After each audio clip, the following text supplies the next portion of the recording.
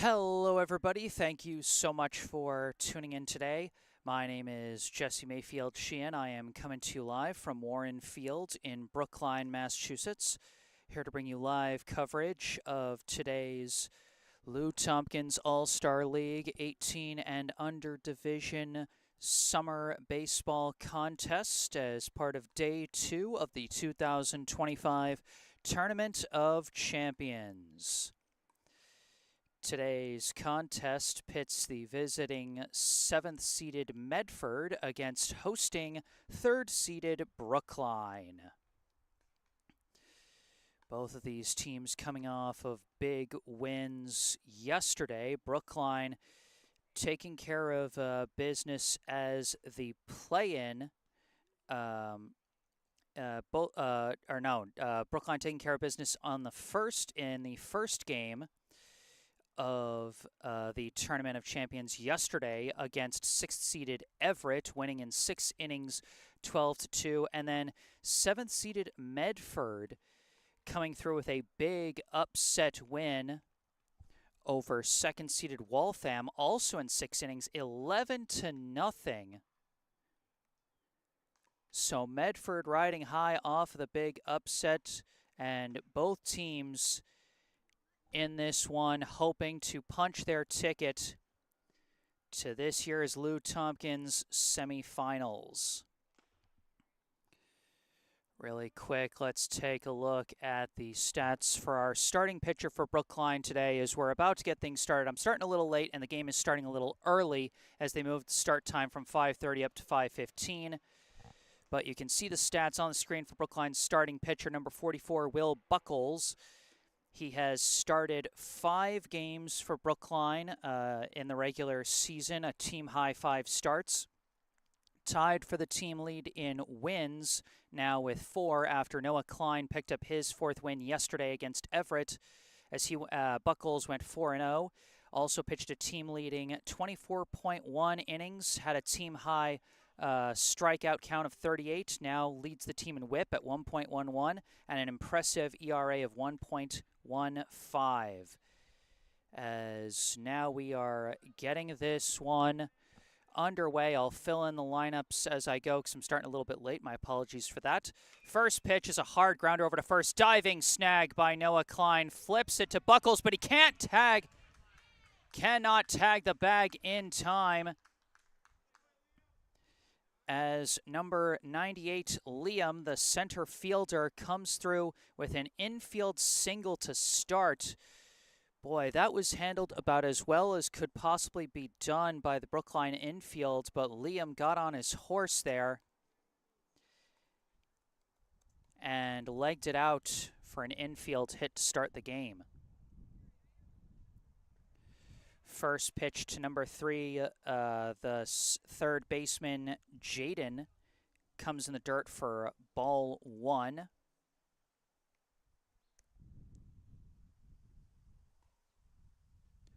Buckles keeping an eye on Liam at first, fires the pitch, and that one is in there for strike 1. Yeah, it'll be interesting, the battles with runners at first for Medford with a lefty on the mound for Brookline. As you can see with a good example right there, the quick pickoff move that he can go to as a lefty. 1-1 the count. And that pitch gets away, and Liam is going to take second on the wild pitch. So Medford very quickly putting pressure on Brookline. Here to start this one, a runner in scoring position before the Brookline defense can even secure 1 out, and a ball hasn't even left the infield. This one sliced, that's going to go foul and out of play.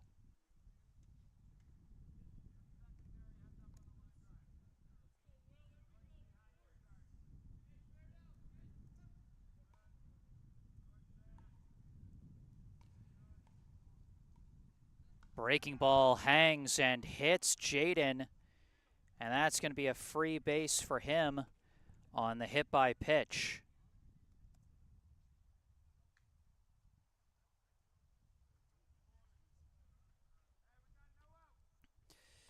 Now with runners at first and second and nobody out, up comes the second baseman, number 1, Trey.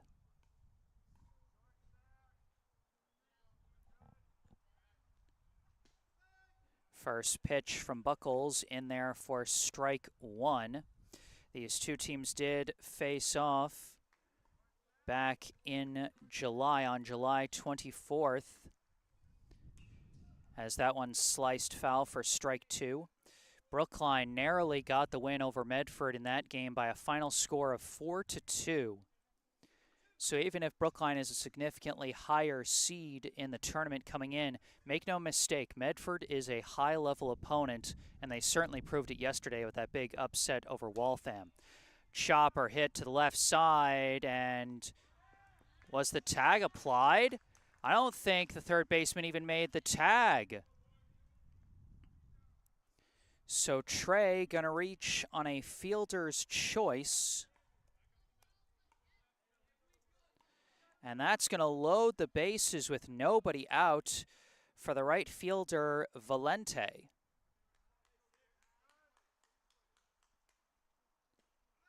First pitch, fastball in the zone for strike 1.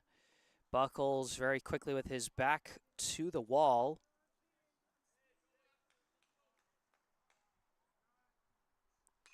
And this one popped sky high in the air. And they gave it a chase. Comically, the Brookline first baseman, Noah Klein, started to push his way through the fence. He didn't go very far because that obviously would not have been a legal play. Once it's over the fence, it's officially out of play. 0-2 the count.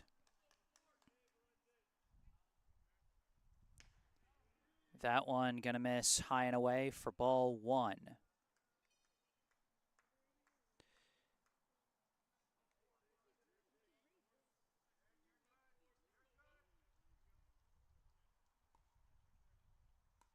And that one's also going to miss high. Ball 2.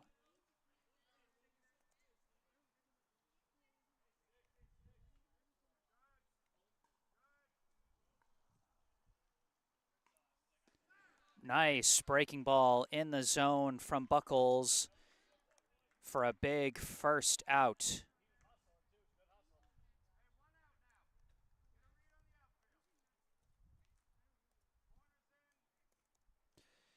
Next up is the catcher, number 16, Dave.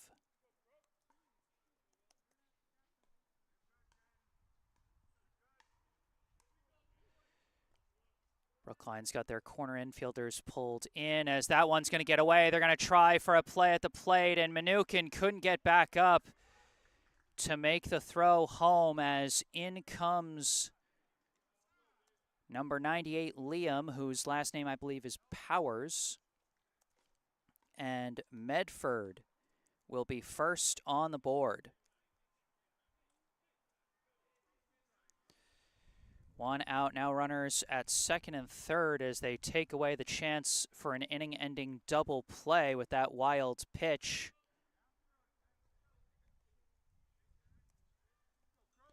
Trey now at second, Jaden at third.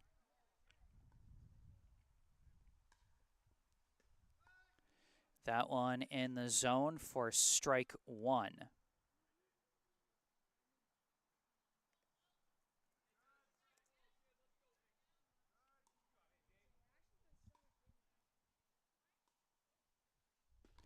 That one comes in low for ball 2.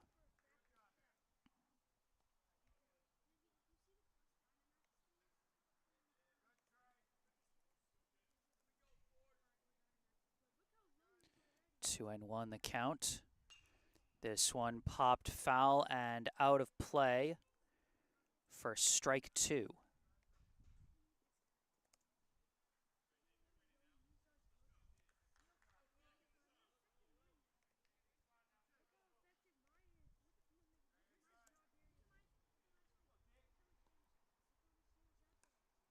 And chases the breaking ball low for strike 3.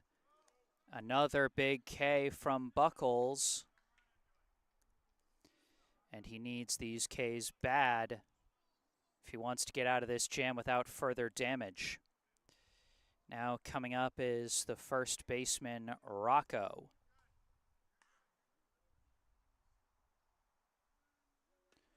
Swing and a miss there for strike one. Couldn't catch up with the heater.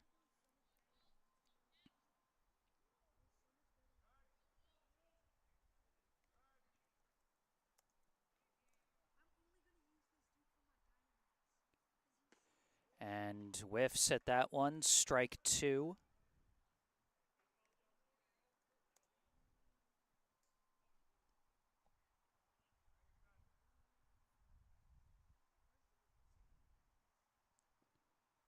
And swing and a miss. 3 pitches, 3 strikes.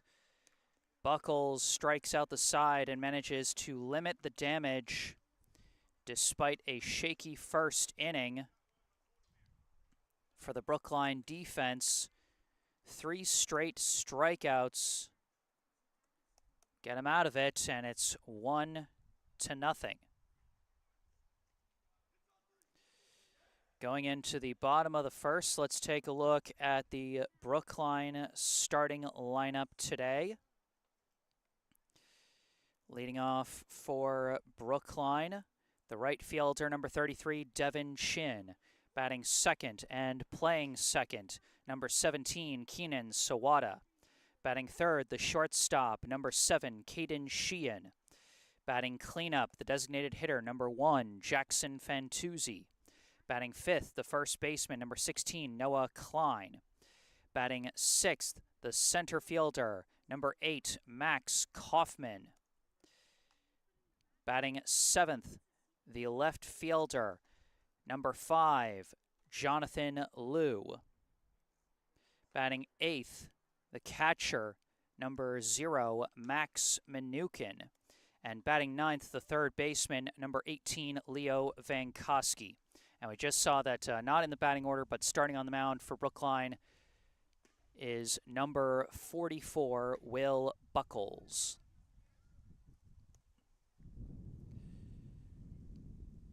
That's the starting lineup for Brookline today. And we got some full, and I think there are some full names I can actually fill in for Medford using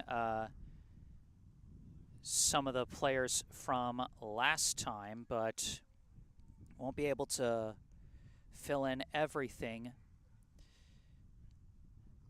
That said, their pitcher, I believe I can fill in. Hold on, let me just put the stat graphic up for Devin Chin. Starting on the mound for Medford is number 6, Jack Lombardo. First pitch to Chin comes in high for ball 1. Devin Chin's stats for the season, including yesterday's playoff win over Everett. You can see Chin still leads the team in batting average at .528 as that one skips in the dirt for ball 2. Chin's also got an on-base percentage of .614 and a .583 slugging percentage. He leads the team in hits with 19, also leads the team in runs with 19, has 15 steals, a very close second in that category, and has 4 RBI. That one gonna miss outside for ball 3.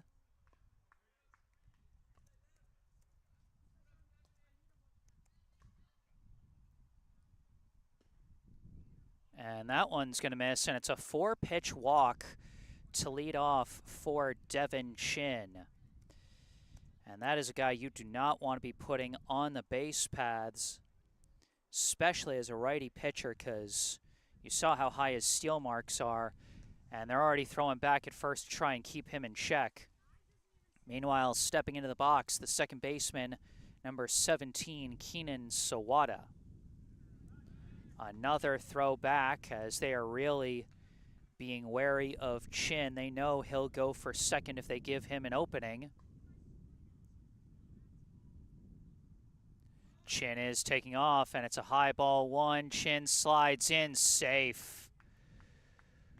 Boy, that was executed about as well as the Medford defense possibly could have. A high outside pitch that allows minimal interference for the catcher on a potential throw. They tried to keep him honest with multiple pickoffs, and the throw was good as well. It just didn't matter. Much like how Powers got an infield single despite Brookline's defense doing everything right in the top half of the inning. Devin Chin gets the steal there. And by Powers, I mean number 98, Liam Powers, the center fielder and leadoff hitter for Medford, as he is one of those guys whose full name we can pick up on because of the July game between these two teams. It's another 3-0 hitters count here to Sawada, the team leader in on-base percentage at .636. And he is going to get a 4-pitch walk as well. Back-to-back 4-pitch walks from Lombardo, struggling with control early. And there's going to be a full infield meeting here before Mayfield-Sheehan comes up to bat for Brookline. In that time, I'm going to try and fill out the Medford lineup as best I can.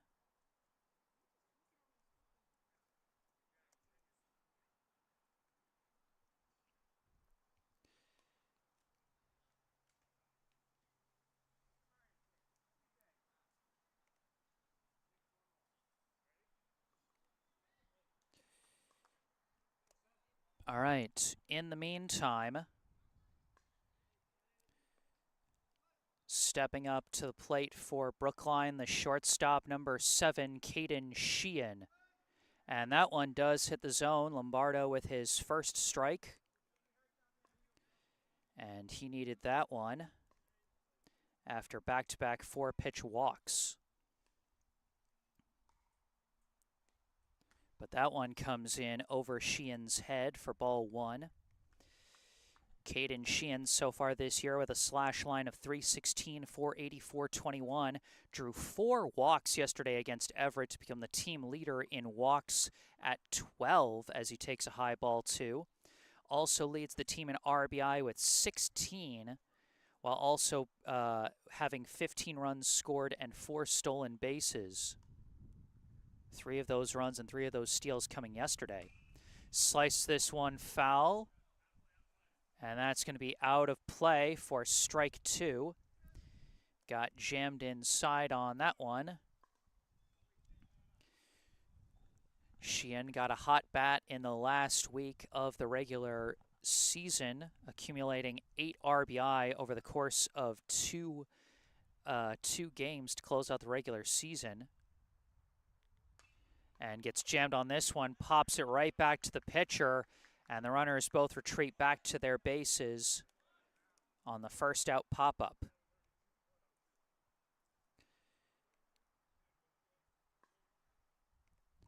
Jammed him inside on back-to-back pitches, and Sheehan couldn't get the contact he wanted. 1 out, and the runners do not move. Now coming up, the designated hitter, number 1, Jackson Fantuzzi. First pitch high for ball 1. Fantuzzi's only appeared in a few games this year for Brookline, but he has made a noticeable impact in those games. 3 for 5 with a double and a triple, 7 walks, 1 steal, 3 runs scored, and 5 RBI, including 2 RBI yesterday against Everett, both on sac flies. Both runners go, and the pitch went wild anyway. The runners will get credit for stolen bases on that one, as they were going even before the pitch got away from the catcher. And the aggression pays off big time for both Chin and Sawada as they both move into scoring position.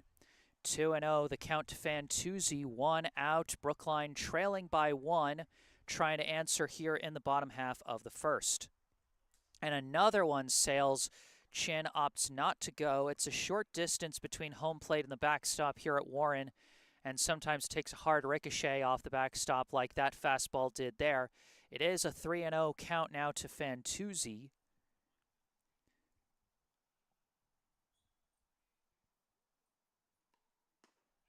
That one does hit the zone. Fantuzzi taking all the way. A walk wouldn't be the worst thing in the world for Medford, as it would create a force at every base, but obviously they would prefer to get the batter out. But they won't, as that's a high inside ball for third free pass of the inning for Brookline. And that is going to load the bases with one out for the first baseman, number 16, Noah Klein. Klein, another player who has caught fire with his bat. 8 of his 12 RBI this year have come in the last 3 games, including 3 RBI yesterday against Everett as he takes strike one there. He's also got 11 runs scored, 4 stolen bases, and a slash line of 243, 378, 351. As that one misses to the outside for ball 1. Chin at third, Sawada at second, Fantuzzi at first. Klein hoping to at least tie, possibly give his team the lead if he can get a base hit here. Hits a dribbler foul up the first base line, and the runners will have to go back. Strike 2.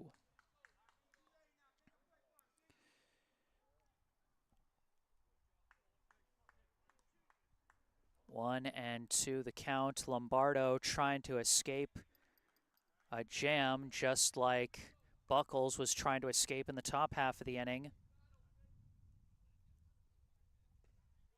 That one just missed to the outside, I believe, for ball 2. Good eye from Klein to stay in the fight.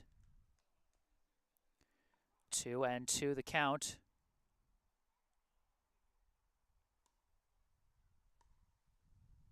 That one skips in low for ball 3.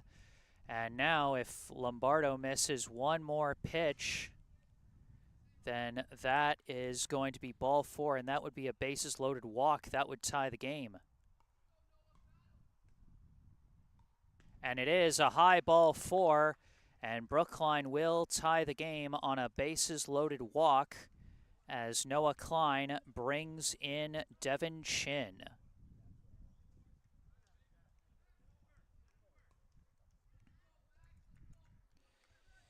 And now, coming to the plate for the first time in a while for Brookline, the center fielder, number 8, Max Kaufman. First pitch in the zone for strike 1. Kaufman was having himself a doozy of a season before he left for a special baseball camp in the Dominican Republic. Came back, I think, earlier this week. Was at a celebration with the group to close out the program yesterday and wasn't able to play against Everett. So today, his first game back in a while. And he lifts one into center field. That's going to drive in at least one. Fantuzzi rounding third, heading for the plate. 2 runs come in. Welcome back, Max Kaufman. His first plate appearance in a couple of weeks, and he immediately gives Brookline the lead with a 2-run single.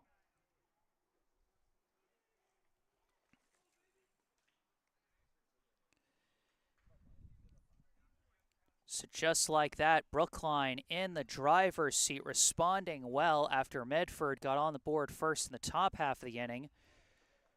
Now at the plate is the left fielder, number 5, Jonathan Liu, as he fouls off the first pitch for strike 1. Sawada and Fantuzzi both scoring on that 2-run single by Kaufman as Brookline goes up 3-1. That pitch inside to Liu for ball 1. You can see Liu's stats for the season so far. Slash line 258, 425, 258. 3 steals, 8 runs, and 11 RBI as he takes a high inside ball 2.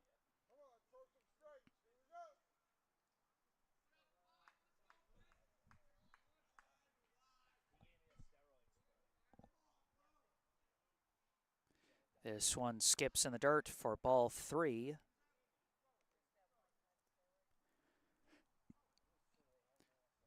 And the catcher, number 16, Dave Crohan, coming out to talk to his pitcher, Jack Lombardo.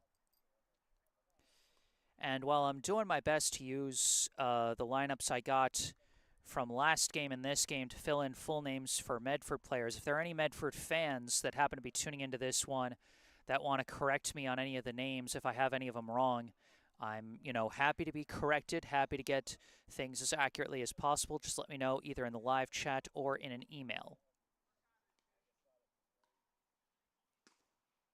That one is going to be a high inside ball 4. And Brookline's 5th walk of the inning is going to reload the bases. And now the coach coming out to talk to his pitcher, who is going to be pulled here in the first inning. A rough start. Some days you just don't have control of your stuff. Some days the ball just keeps coming out of your hand wrong, and you end up with nightmarish innings like this one.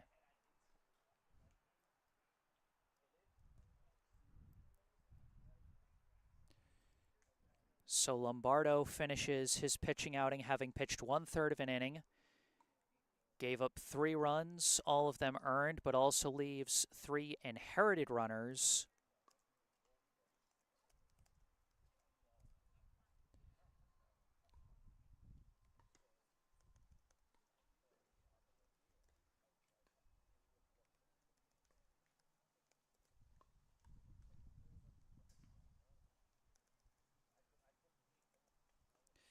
Taking over on the mound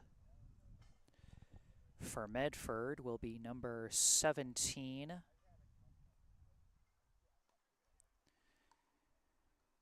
Not entirely sure of number 17's name. Maybe it'll be filled in for me on Game Changer later. We got our first note in the live chat from one of our regulars, Barbara Jo Metzger, saying, "Go Brookline again. Hello, Jesse from Grandma and Uncle Mike from Buffalo, New York." Always happy to see you guys tuning in, and I'm sure you guys are happy to see Brookline in the lead here in the bottom of the first, off a bases-loaded walk by Noah Klein and a 2-run single from Max Kaufman. That single from Kaufman, the only base hit for Brookline so far this inning, as 17 finishes his warm-ups. And now stepping in, the catcher number 0, Max Minukin, as he takes strike 1 to the outside corner. Minukin so far this year, a slash line of 296, 406, 370, 1 steal, 3 runs, and 6 RBI as he fouls off that pitch there for strike 2.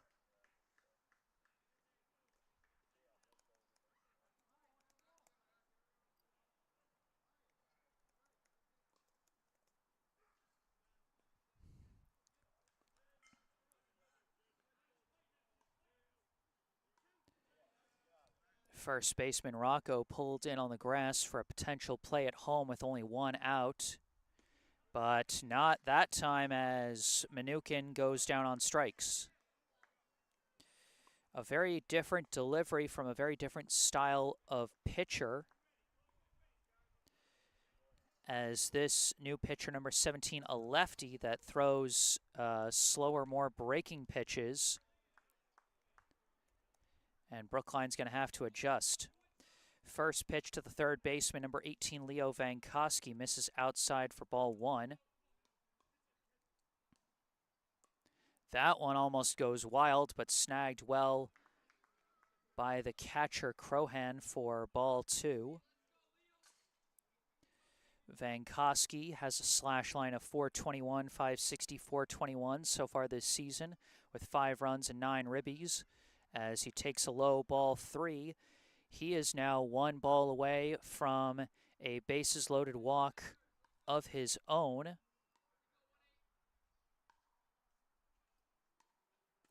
And he is going to take high ball 4. Another bases-loaded walk for Brookline, this time Leo Vankoski driving in Noah Klein.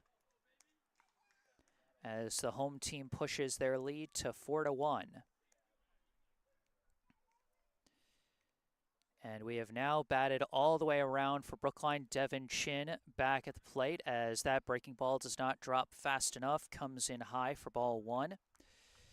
Devin Chin started off with a 4-pitch walk and then came in to score on Noah Klein's bases loaded free pass. That one hits the inside corner for strike 1. Last time these two teams faced off back on July 24th, Devin Chin did not actually play in that game as he takes that one high and in for ball 2. Bases still loaded with 2 outs. Vankowski at first, Liu at second, Kaufman at third. And Chin takes a high inside ball 3. Once again, 1 ball away from a bases loaded free pass that would bring in another run. But it's going to be strike 2 on that one. So we got a full count and 2 outs with bases loaded here in the bottom of the first inning. And Chin lifts one out to center. And Liam Powers is under that one for out number 3. And that will end the inning. At the end of 1, the score, Brookline 4, Medford 1.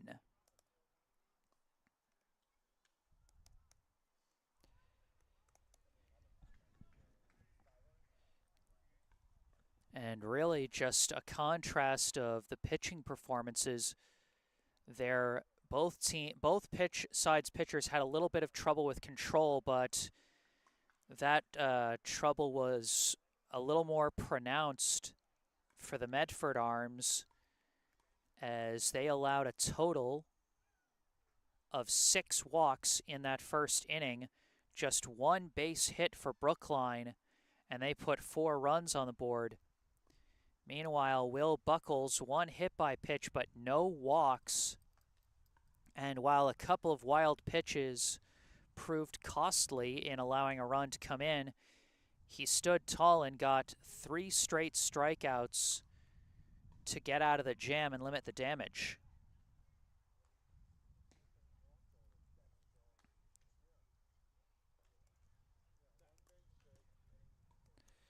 We'll see how he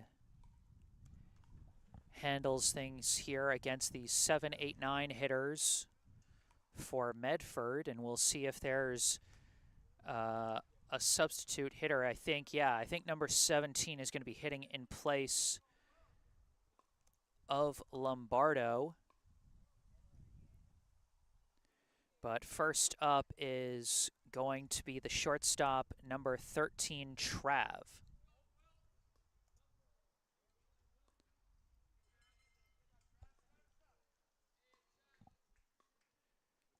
And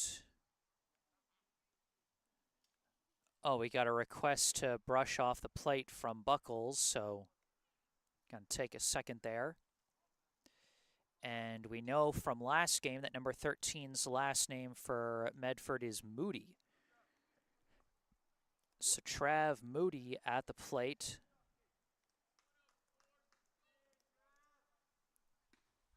First pitch from Buckles in the zone for strike 1.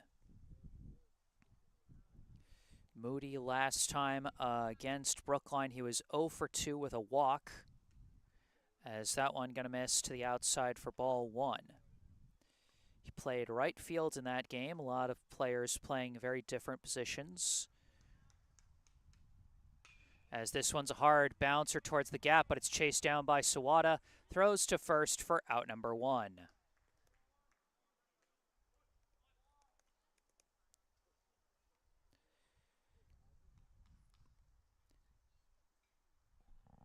Keenan Sawada, maybe one of the shorter players with not the longest reach, but his speed and reflexes give him great range at second base. Now batting is number 17, the relief pitcher, as he takes ball 1 on the first pitch. And now he lifts a pop-up. Sawada going back for it, and he's got it. Keenan Sawada putting on a display here at second base in the top of the second as O'Keefe pops out for out number 2.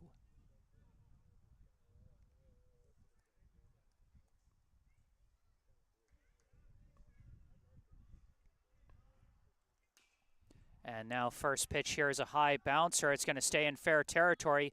And a late pickup from Max Mnookin is going to allow number 7 Mirando to race his way up the first base line for an infield single. Second infield hit of the day for the Medford hitters as we cycle around to the last one that got an infield single, the center fielder, number 98, Liam Powers. First pitch going to miss to the outside, ball 1.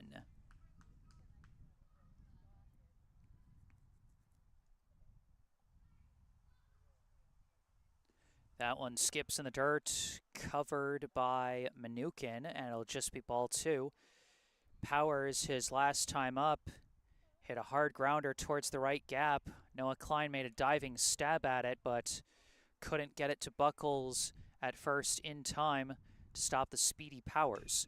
Hits another hard grounder. This time it's past Klein, chased down by Sawada, and Klein gets back to first in time to get him out. Great recovery and hustle back to the bag by Noah Klein. Tried to make a diving grab, could not. But when he couldn't, he hustled back to the bag. And again, Keenan Sawada showing off that range at second base to make the play at first there and end the inning.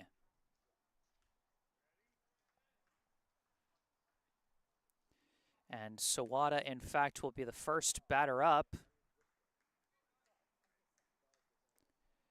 in the bottom of the second, followed by Sheehan and Fantuzzi, as Brookline will be hoping to add to their lead in the bottom half of the second inning.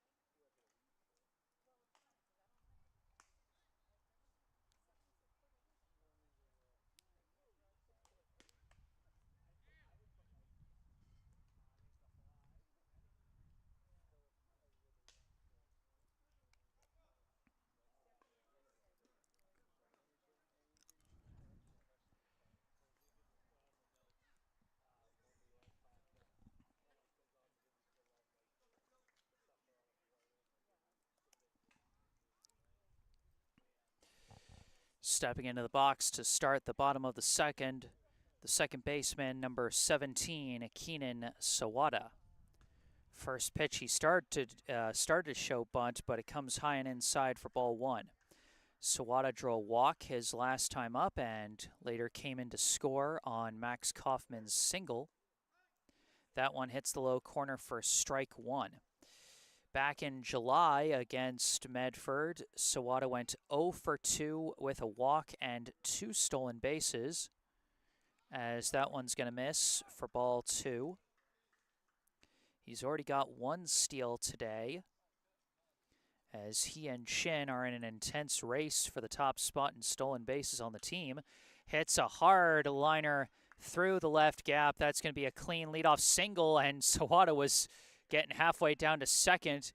He did stretch a couple out for 2 doubles yesterday, but this time just going to settle for the 1-bagger. And now coming up, the shortstop, number 7, Mayfield-Sheehan. First pitch gonna miss, outside, ball 1. Sheehan popped out to the pitcher his last time up, as he takes that one high and away for ball 2. Last time against Medford back in July, Sheehan a clean 0 for 3 at the plate. Not a lot of hits for Brookline in that game, despite managing to scratch out the 4-2 victory. Sawada dancing off the bag as that one hits the outside corner for strike 1. Playing mind games with O'Keefe, the relief pitcher.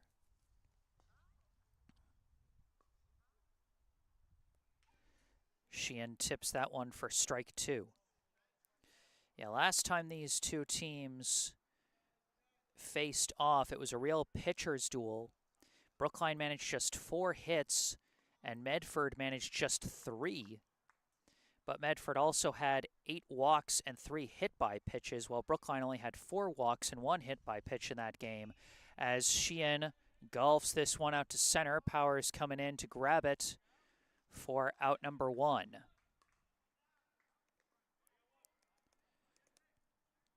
So very different so far, as this time Medford the ones having the problem with the free passes. So they issued 6 walks in the first inning, more than they issued the entire game last time against Brookline. Now Jackson Fantuzzi fouls off the first pitch for strike 1. Fantuzzi drew a walk his last time up to load the bases. He later came in to score on that 2-run single by Max Kaufman.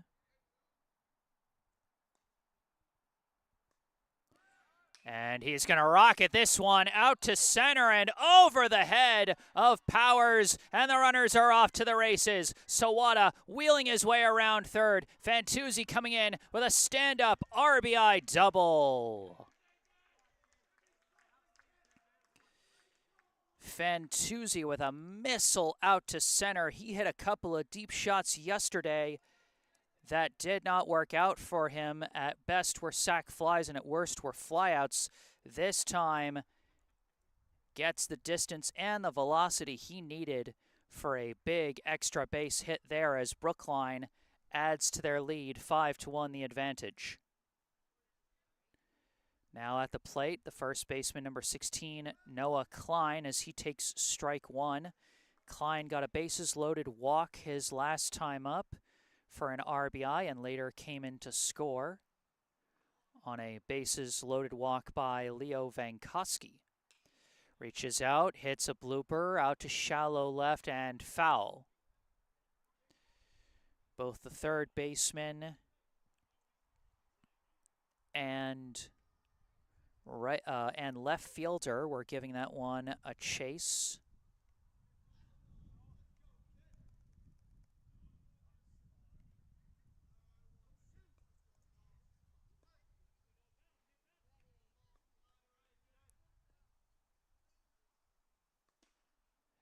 That one gonna miss, outside for ball 1.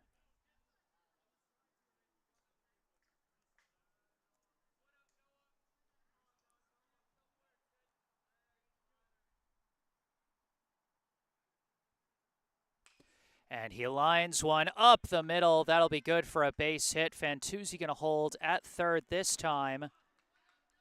But runners now at the corners off the single from Noah Klein. Brookline bats really finding their rhythm here today, as up comes the center fielder, number 8, Max Kaufman. Kaufman got a 2-run single his last time up, was left stranded at third as he takes a low ball 1, and Klein on the wild pitch or passed ball, he takes second base.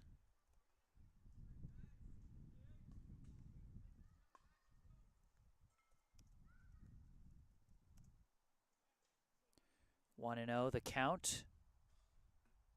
And a check swing dropped in front of the plate. Kaufman racing up the first base line. He's not going to get there in time as O'Keefe hustling for the turnaround throw there to get out number 2. That would have effectively been a sacrifice bunt if Klein hadn't already taken second. Instead, it'll simply be the second out of the inning as the runners stay at second and third. Now batting, the left fielder, number 5, Jonathan Liu. Liu drew a walk his last time up. Takes strike 1 to the outside corner. Back in July against Medford, Liu went 0 for 2 with a hit by pitch, a steal, and a run scored as he takes ball 1 to the outside there. 1-1 the count. Fantuzzi at third, Klein at second. Brookline leading 5-1. And that one's going to come in high for ball 2.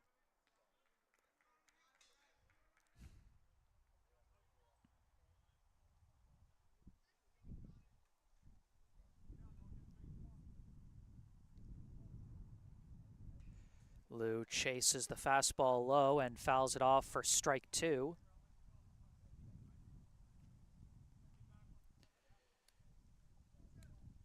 Brookline trying to mount more pressure on Medford. Medford trying to get out of this jam with just 1 run allowed in the inning.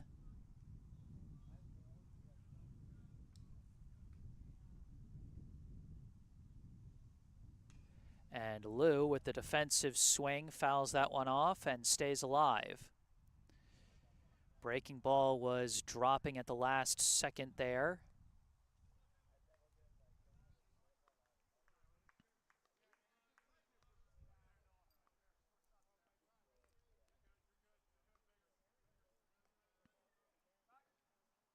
And Liu skies this one. Powers coming in for it, and he's got it for out number 3. Brookline adds to their lead off the big shot to center from Jackson Fantuzzi, but only able to add 1 as Medford manages to minimize the damage. At the end of 2, the score, Brookline 5, Medford 1.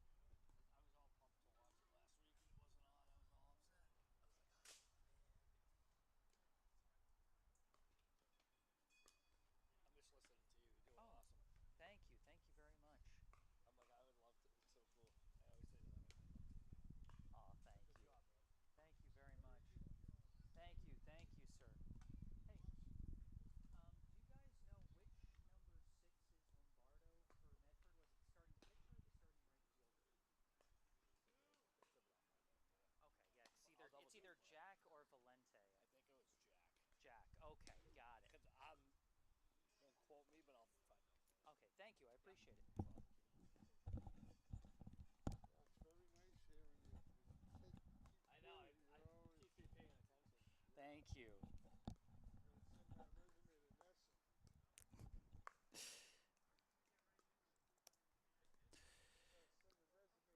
All right, here we go. Starting the top of the 3rd inning. Leading off is the third baseman, number 3, Jaden Burns. First pitch lines a shot out to right, going to drop and skip away from Chin, and this is going to be extra bases for Burns. He's going to race down to second, and he's going to try for third. They hit the cutoff man, throw to third, trying to dive for the tag, and they caught him in time. The Medford coach did not like that call at all, and neither did Burns. The throw from Sawada came in a little wide, and Vankowski had to catch it and dive to apply the tag. But the ump says he got him, and that is a huge play for Brookline to start the inning.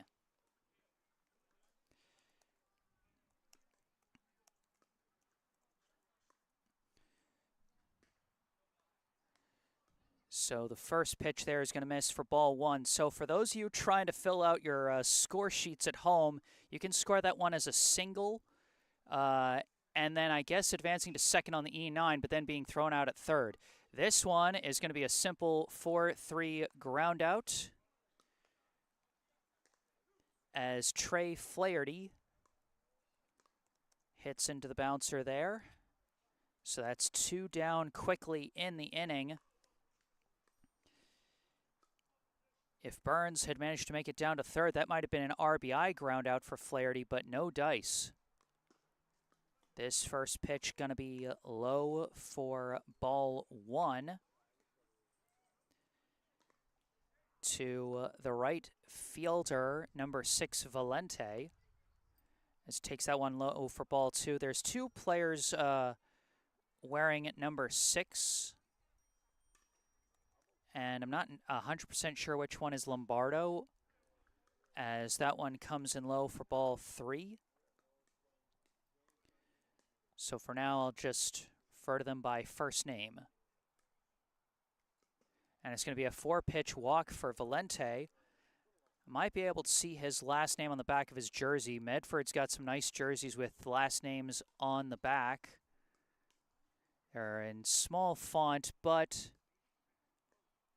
if you look close enough, you can kind of see.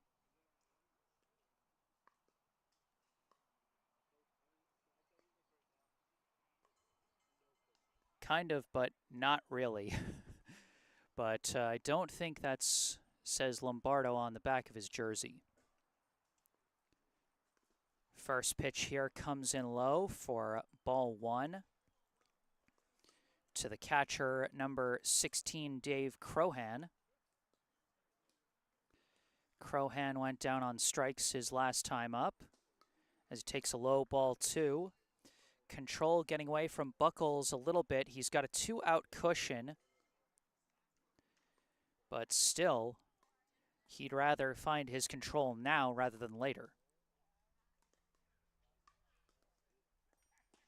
That one misses low and away, ball 3.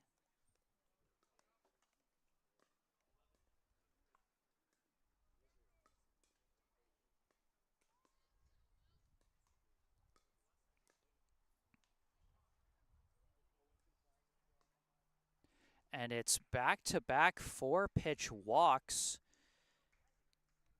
as Buckles getting a little shaky on his control. He has got to get back in the strike zone before things get out of hand.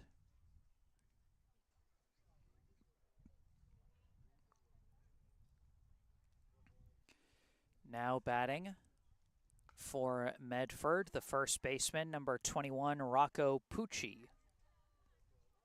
Pucci went down on strikes to end the first inning.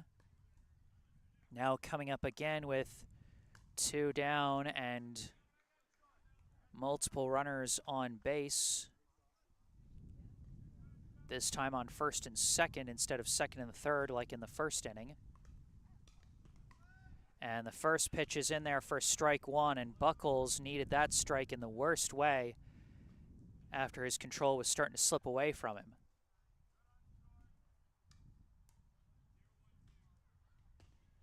That fastball going to miss to the outside, ball 1. Valente at second, Crohan at first.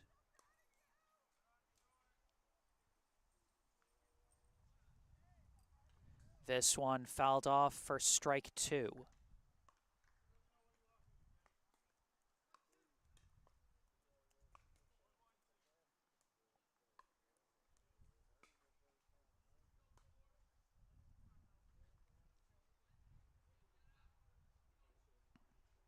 Runners going for third as that's going to be a high ball, and both are going to advance on the pitch there as it comes in high for ball 2. Valente takes third. Crohan takes second. And we're in a pretty identical spot to the first inning.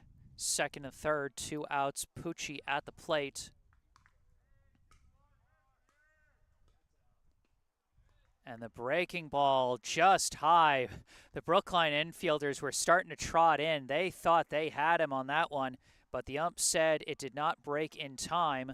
Came across the plate high.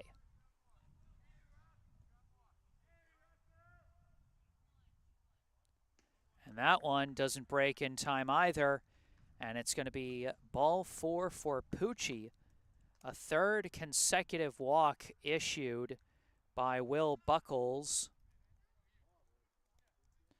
And the base is now loaded with 2 down as up comes the shortstop, number 13, Trav Moody.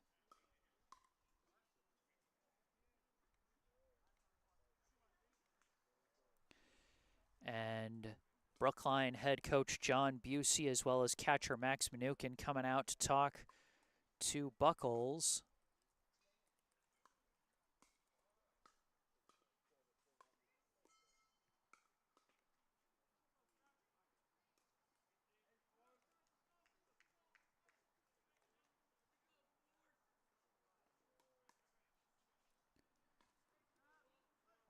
Moody grounded out to second his last time up. As that one misses to the outside, ball 1. We already saw with the Medford pitchers in the first inning what can happen when your control gets away from you. As it's been getting away from Buckles, he misses that one high. Halfway to a bases-loaded walk for Medford.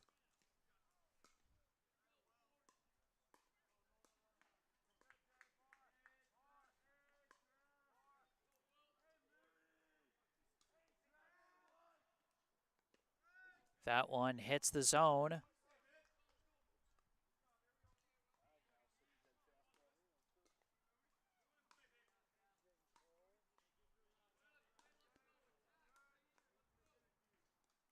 And this one lined into right center, and that is going to bring in at least one. A play potentially at the plate. Close. Oh my gosh, they got him at the plate! A run does come in for Medford, but a run saved by another fantastic relay play from Brookline, their second this inning. Oh my gosh. Let's see if we can get a closer look at this one on the replay.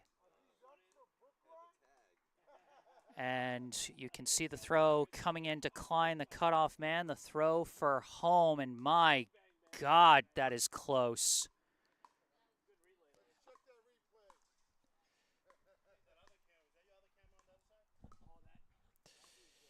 And, I mean, it really comes down to when did Mnookin secure the ball and when did the runner's toes touch the plate, because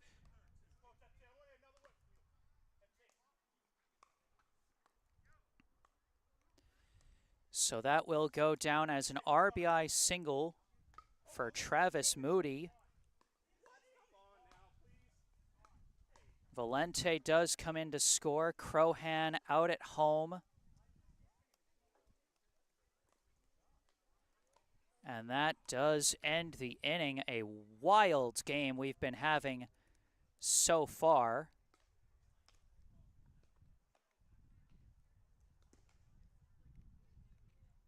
And boy, that is one of those plays where you kind of wish that we had like an ESPN caliber broadcast, because I can show a replay of that play, but it's only as good as the view from out here.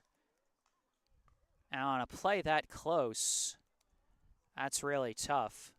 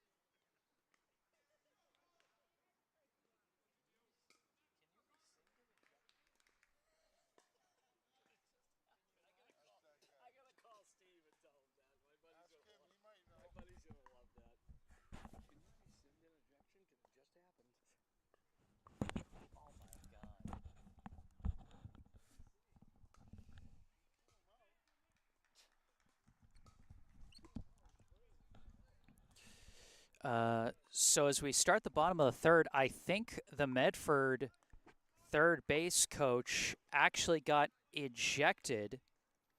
He was very frustrated with both of the out calls on the bases against his players. First, Burns being called out at third to start the inning, and then Crohan being called out at the plate to end the inning. Boy, we've got a wild one here at Warren Field today, folks. There's a trip to the semifinals on the line. Things are getting intense. It's a 2-1 count to start the bottom of the third inning with the catcher number 0, Max Mnookin, at the dish. Fouls that one off for strike 2. Mnookin went down on strikes his last time up back in the first inning. And back in July in the regular season game against Medford, he was 0 for 2 with a walk, a steal, and a run scored. That one just a bit outside to get us to a full count as Mnookin manages to check his swing.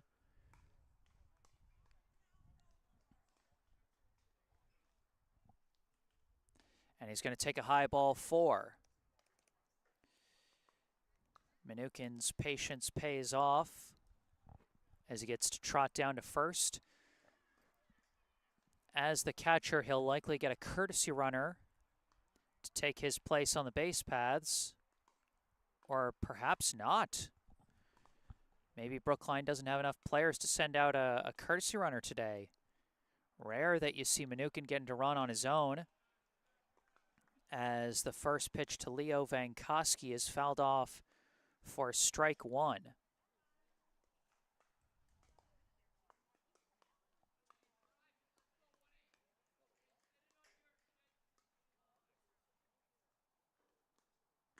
This one comes in high for ball 1. Vankoski, of course, he hustled to make that tag on Burns to start the top half of the inning after the relay throw came in a little wide.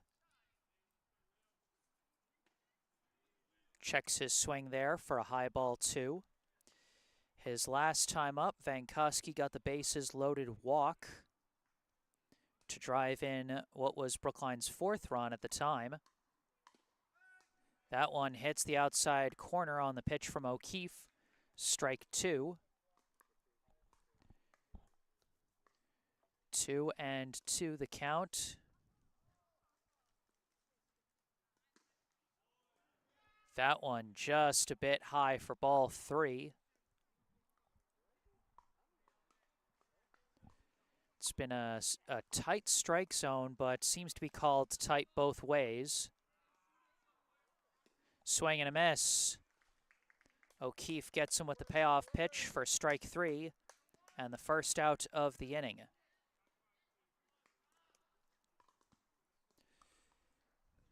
Now we cycle back to the top of the order with the right fielder, number 33, Devin Chin. Chin 0 for 1 so far today with a walk, 2 steals, a run scored, and a flyout to center. Shows bunt, pulls back for a high ball 1.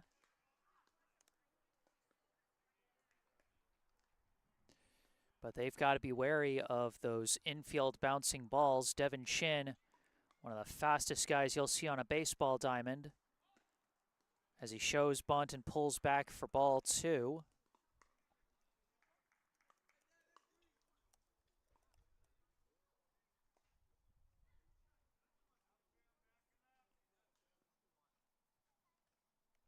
And he hits a bouncer over to second, juggled, and just barely they get it to second in time to get Mnookin for the second out. It was a bit of a difficult play for Flaherty. It went from looking like a surefire fielder's choice to a potential reach on error to then, yes, it was a fielder's choice. 2 down. Chin at first, and up comes the second baseman, number 17, Keenan Sawada. Sawada 1-for-1 so far today with a walk, a single, a steal, and 2 runs scored. Shows bunt and pulls back to take high ball 1 there. Medford's got a lefty pitcher to potentially keep a closer eye on Shin with the quicker throw to first, but Shin's still taking off. Pitch in there for a strike, and the throw is a little wild, making Shin's steal that much easier. That is his 3rd steal of the day.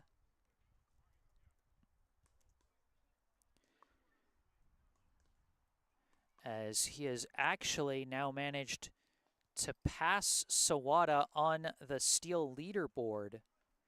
He was trailing Sawada by just 1 steal coming into today, and he's now got 3 to Sawada's 1, as Sawada lifts one out to left. Left fielder's under it, and makes the catch down on one knee to end the inning. End of 3, and our score, Brookline 5, Medford 2. This one far from over, as Medford showed in the last inning that they can put the pressure on. It'll be O'Keefe, Mirando, and Powers due up in the top of the 4th.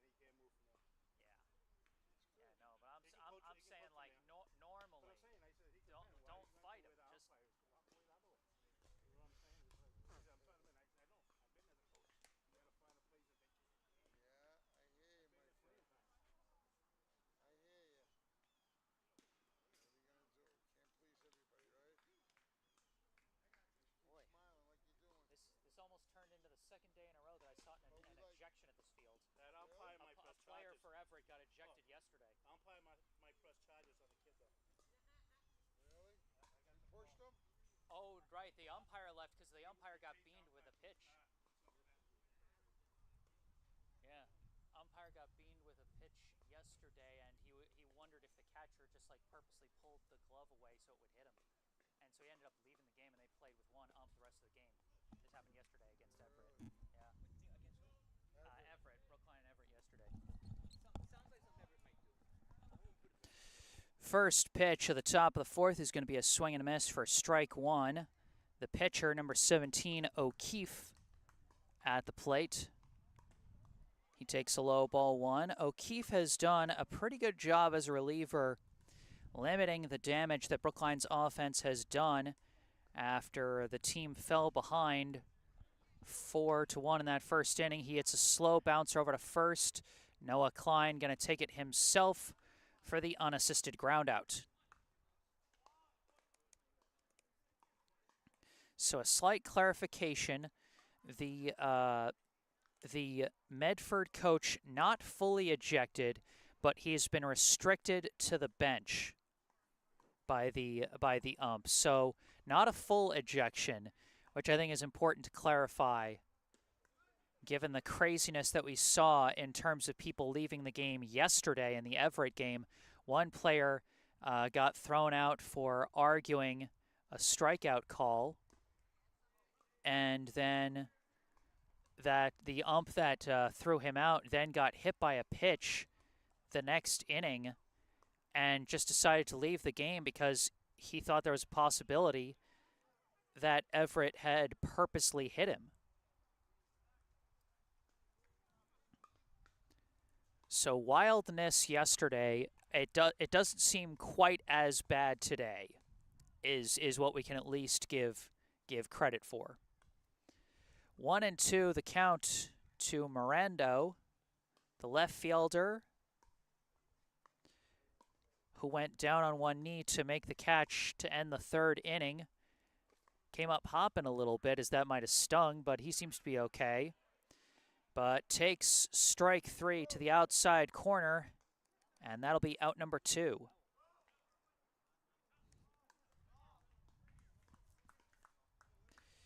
Now we cycle back to the top of the order with the center fielder, number 98, Liam Powers.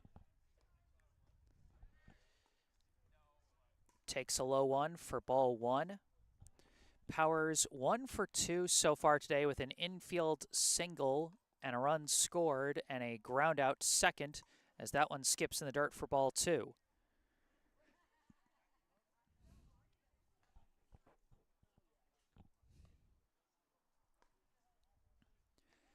Both these teams won in blowouts yesterday, but this game so far seeming quite a bit closer as Powers takes strike 1 there. In their regular season matchup back in July, Powers went 0 for 4 at the plate against Brookline as he takes a high ball 3 there. He's on the verge of reaching base for the second time today.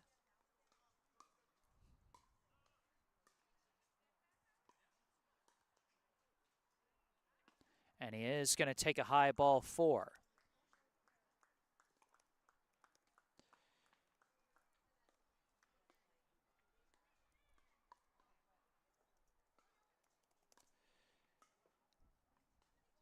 Now batting the third baseman, number 3, Jaden Burns.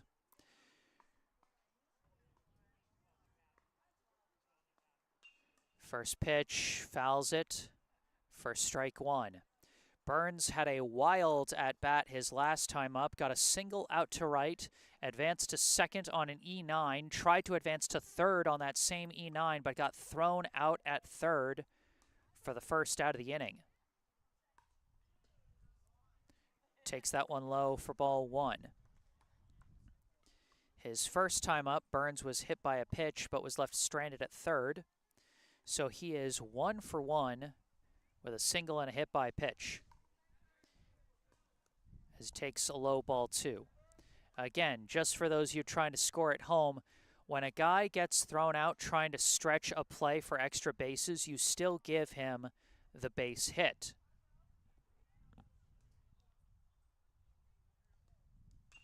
This one's a bouncer back to Buckles. No, he dropped it, and he can't get the throw in time, and the throw gets away. Powers is going to advance to third as Burns reaches first on the E1.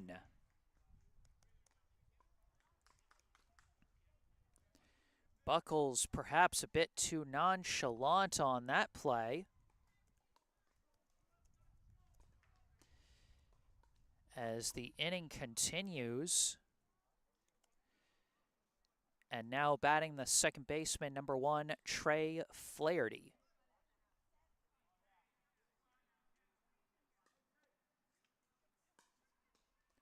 First pitch low for ball 1. Flaherty, I believe, is 0 for 2 so far today. His last time up, he grounded out to second. His first time up, he grounded into what was basically a fielder's choice, where the defense didn't catch anybody.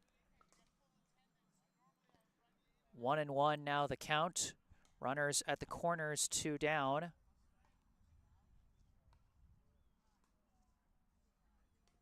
That one skips, well blocked by Mnookin, but Burns is going to take second on the wild pitch.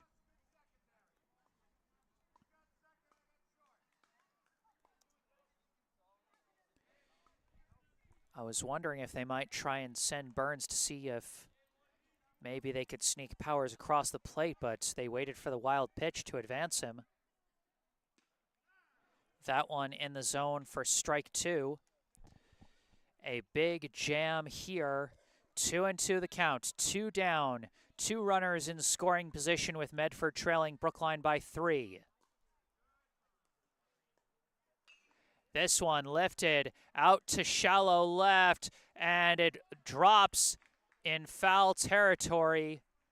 Jonathan Liu could not come up with the diving grab, and all the runners will go back to the bases.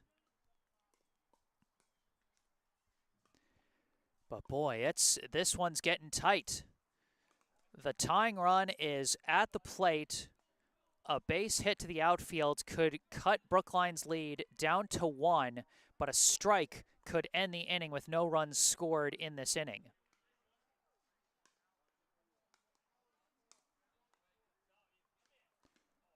The breaking ball, and again said it did not break in time. That's the second time we've seen the Brookline infielders start to trot in, thinking that Buckles had punched the guy out with his breaking ball.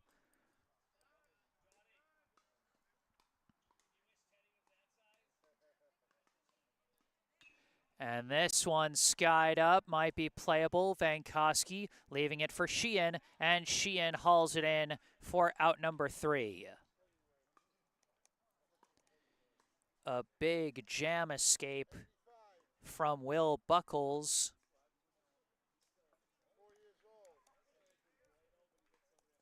He has now finished 4 innings of work, which as a starter does qualify you for the pitching win. And after Sheehan made that last grab, he will be leading off this upcoming bottom half of the inning, as it'll be Sheehan, Fantuzzi, and Klein.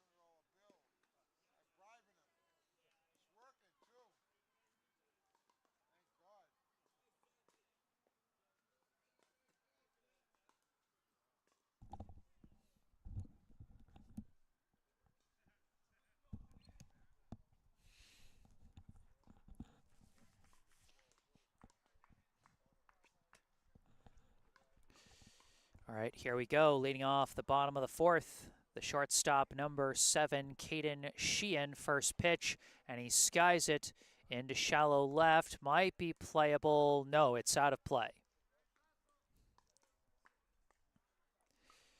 Sheehan 0 for 2 so far today. He has popped out to the pitcher and flown out to center. And while Brookline might have a multi-run lead, you can see just how precarious that is with how the top half of this inning went. Medford managed to get runners at second and third. And while Buckles kept them away from the plate, Medford's been threatening all day long, as that one outside for ball 1. Because the inning before that, they loaded the bases with 2 outs and actually got 1 run in before a runner was miraculously thrown out at the plate. Sheehan hits a hard grounder over to short, fielded clean, throw to first, could not be collected off the bounce, and Sheehan will reach on the E6.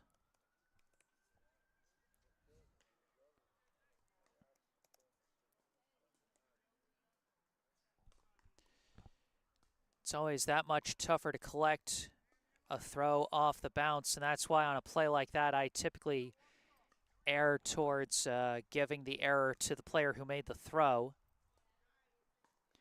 Runner at first, now up the designated hitter, number 1, Jackson Fantuzzi. First pitch is going to be high for ball 1.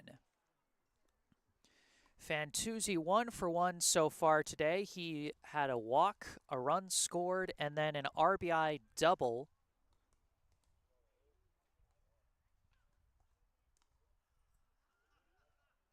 And he slices this one sky high in the air. Pucci chasing it, and it goes just over the fence and out of play.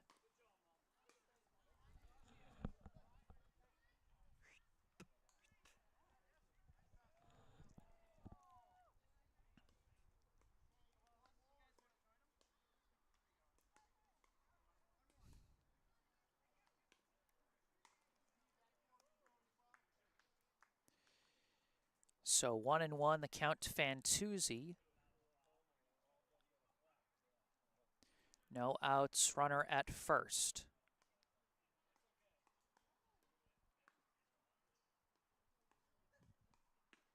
That one gonna miss to the outside, ball 2.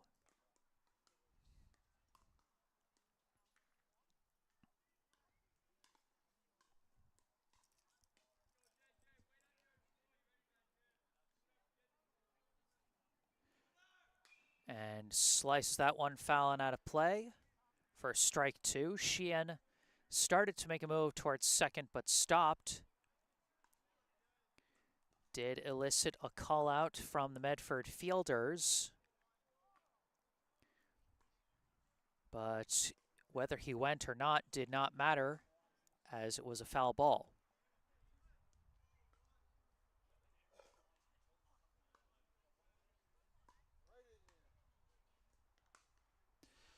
Pickoff throw, and Sheehan dives back.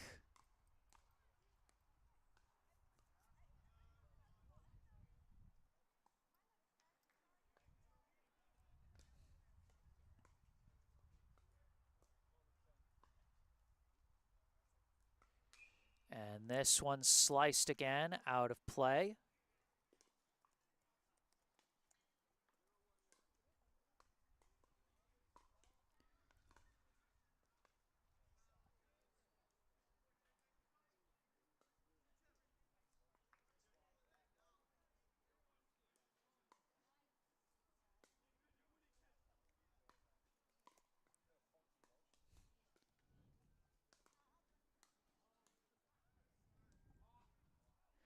Oh, they just called O'Keefe for a balk.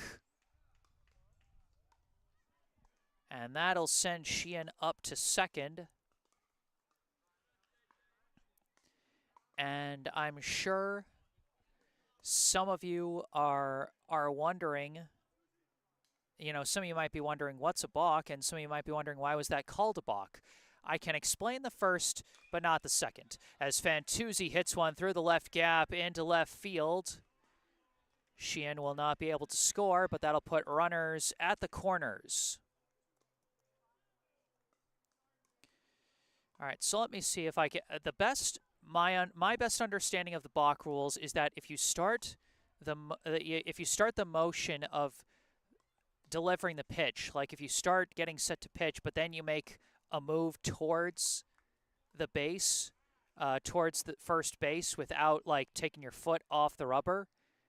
Basically, if you're like trying to fake someone out or something like that, then they call it a balk and the runner gets to advance one base. As for how it's called, don't ask me. I've seen way too many times that a balk has been called where I went and I looked at it and I'm like, what did he do? I don't understand. It's the one call in baseball I'm not fully going to get no matter how hard I try. Brookline brings in a pinch runner for Fantuzzi, number 9, Eli Gevertz. Noah Klein lifts one into left, and it's going to be caught. Sheehan's going to tag and head for the plate, and he's going to come in safe. Brookline adds to their lead off the sac fly from Noah Klein.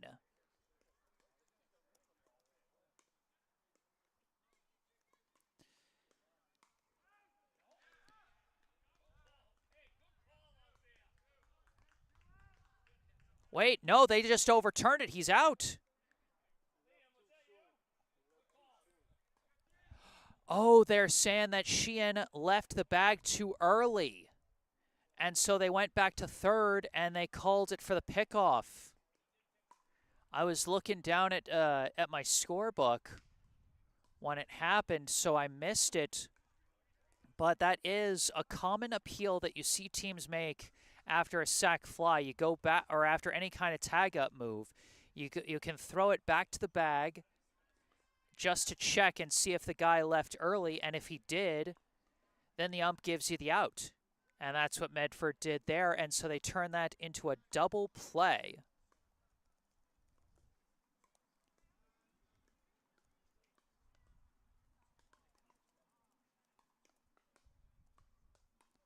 Now at the plate is Max Kaufman. Gewurz comes into second. Probably should have slid there, but the throw gets away from the fielder, and he gets to get away with that one. I believe the pitch itself was ball 2. A runner in scoring position now with 2 down. Kaufman so far today 1 for 2 with 2 RBI. Takes that one high for what I believe is ball 3.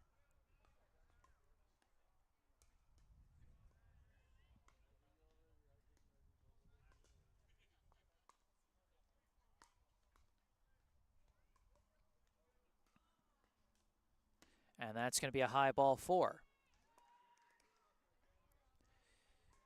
Kaufman trots down to first as Crohan comes out to talk to Colin O'Keefe, the relief pitcher.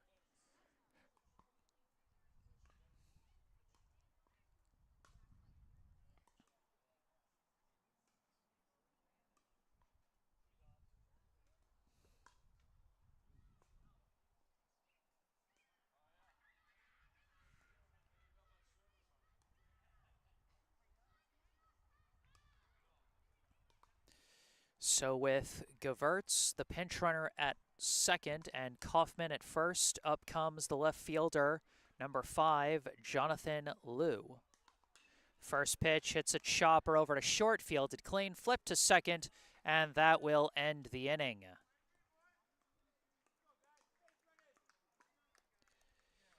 A base running gaff on the potential sac fly leaves Brookline with nothing in the 4th inning. And at the end of 4, our score, Brookline 5, Medford 2. During this break between the 4th and 5th innings, I'd like to take a moment for a local charity spotlight. I'd like to tell you about Brookline Cares. Brookline Cares is a volunteer organization run by Brookline High School students, which seeks to raise awareness and funds to help people experiencing homelessness. Brookline Cares works closely with an organization called the Empowerment Plan. The Empowerment Plan hires and trains those experiencing homelessness to manufacture their special type of coat, known as the Empower Coat, which can double as a sleeping bag.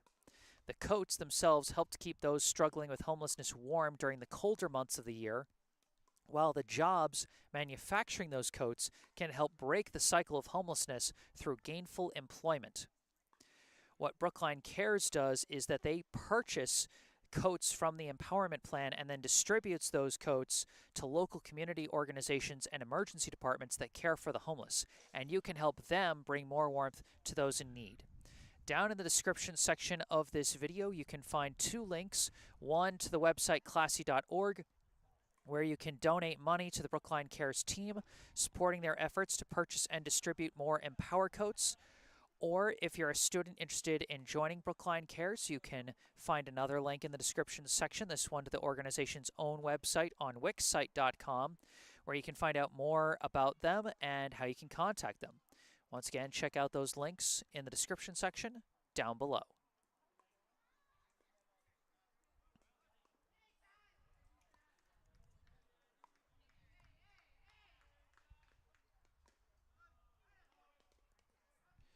First pitch at the top of the 5th is in there for strike 1. At the plate is the right fielder, number 6, Valente. Valente is actually his last name, as I saw it on the back of his jersey, as he lifts a pop-up, but right at Sawada for out number 1.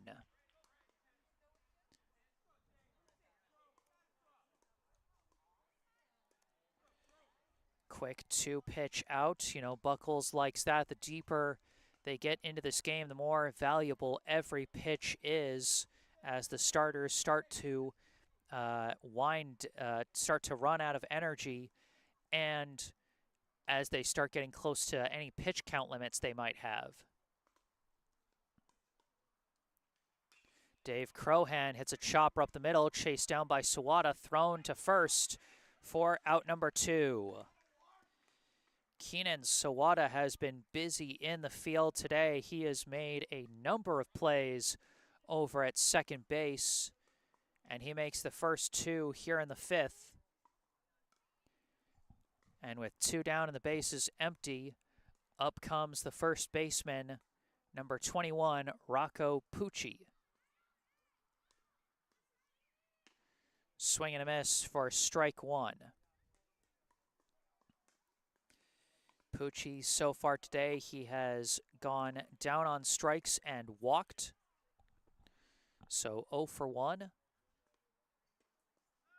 That one in the zone for strike 2. Quickly behind in the count, 0-2. Buckles has been working very efficiently so far this inning. Swing and a miss, blows the fastball by him, and Buckles puts the Medford hitters down in order in the top of the 5th. Is that? Yeah, that is the first time that either team has gone down in order in this entire game. That is the quickest inning we've had so far. And we'll see if Brookline can ride that momentum into some offensive production in the bottom half of the inning. Due up will be their 8-9-1 hitters, Mnookin, Vankoski, and Chin.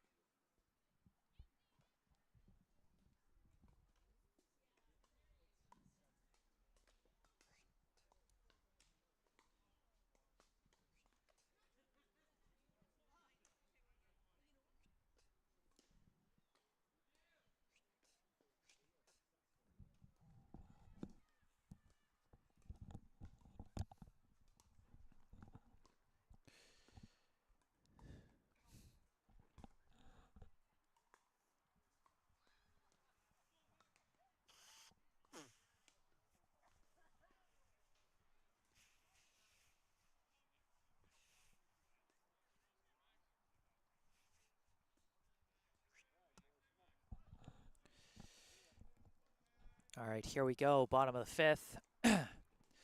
Colin O'Keefe back on the mound for Medford. Max Mnookin stepping into the box and taking a high ball 1.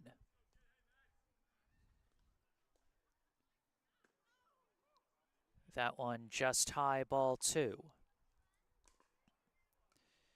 Mnookin, so far today, he has struck out, walked, and he takes ball 3 there. Might get his second walk here in his 3rd plate appearance.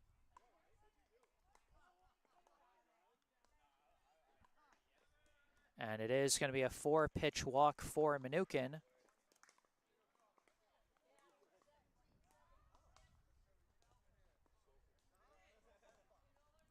Leadoff runner on for Brookline.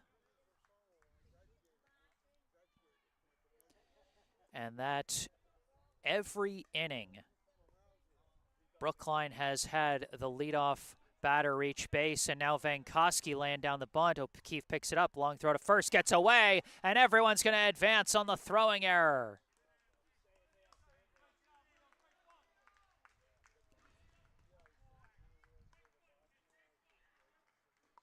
Now, it'll be a question whether that goes as a bunt single or a reach on an E1, but there's no question that Vankoski goes to second on the E1 and Mnookin goes to third.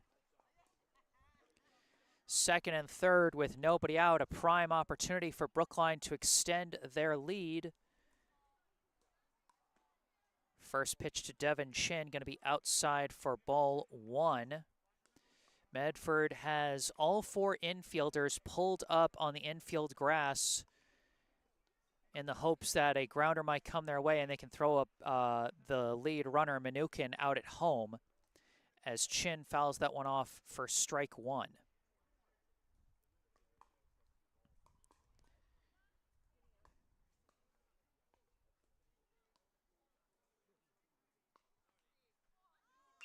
Chin hits one through the right gap. That's going to bring in at least one. Mnookin trots home. Vankoski wheeling around third. This will be close, but the throw just wide as Vankoski slides in safe. A 2-run single for Devin Chin.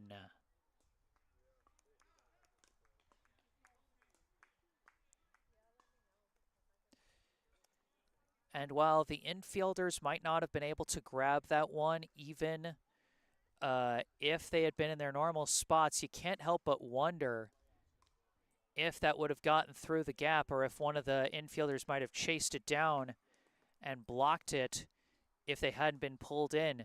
That's the tough risk you take when you pull in the infielders.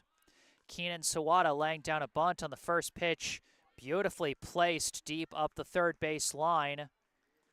And no question about that one, Sawada gets the bunt single.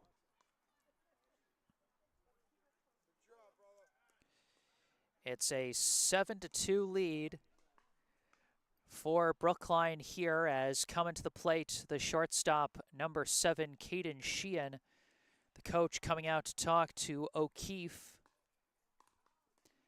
And I mean, that's rough because even though he's given up a couple runs, he hasn't given up any strong contact. Like, he's still been pitching pretty solid in this inning.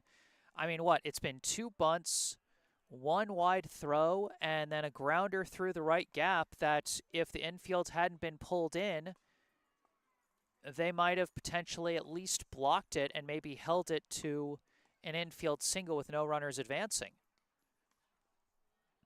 It just goes to show how big an impact one error can have on the fabric of an entire inning. And that's why sometimes a pitcher has a blow-up inning, but because one error was committed, all of the runs given up in that inning might go down as unearned. And it doesn't affect the pitcher's ERA because one error truly can have just that big of a snowball effect.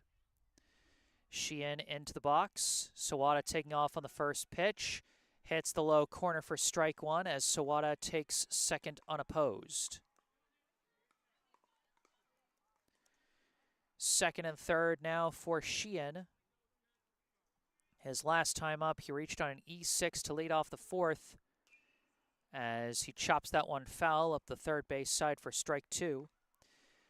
Sheehan was called out for leaving third base early on a potential sac fly. Medford threw the ball to third to appeal it, and they won that appeal, which kept Brookline off the board in the 4th inning. Sheehan hoping to add to Brookline's lead here in the 5th. That one comes in high for ball 1. The infielders again pulled in on the grass for any potential grounders that they might try and throw Chin out at the plate. And Sheehan lifts one out to left, caught in left field. And this time they decide to send Chin back to third. Maybe they didn't want to chance it, or maybe the left fielder seemed like he got a good throw quick back into the infield. So Brookline opts not to chance it. And it'll be 1 out, and the runners hold.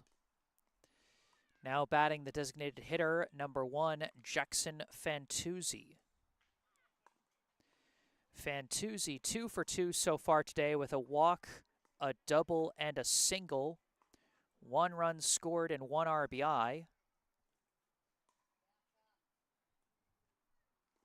First pitch, and he rockets one deep out to left, going back towards the wall, and it lands right in front of the wall, and the runners are taking off. Fantuzzi with his second two-bagger of the day, and it's going to bring in 2 more runs for Brookline.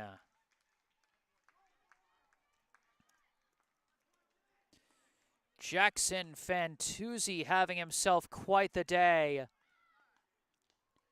2 doubles, driving in a combined 3 runs between them. And that might be all she wrote for Colin O'Keefe.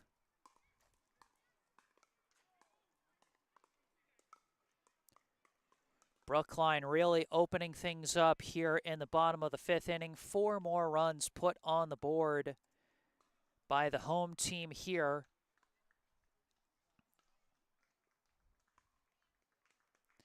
And they'll have a new pitcher taking over. It'll be Rocco Pucci.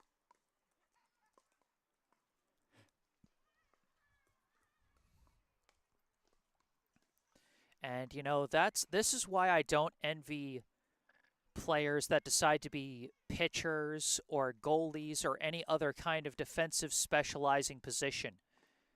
O'Keefe was having a great game, honestly.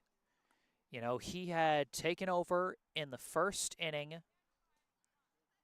and after allowing a bases-loaded walk, you know, he got 2 outs in that inning, held Brookline to 1 run in the 2nd, and held them scoreless in the 3rd and 4th. So that's 3.2 innings with just 1 run allowed. But then this latest inning ends with 4 runs scored. You know, I'll have to go back and check some of the hit and error calls on the stat sheet to decide how many of those 4 runs were earned. But Jackson Fantuzzi just kind of had his number. 3 hits off of O'Keefe, 2 of them doubles. And now Pucci takes his spot on the hill.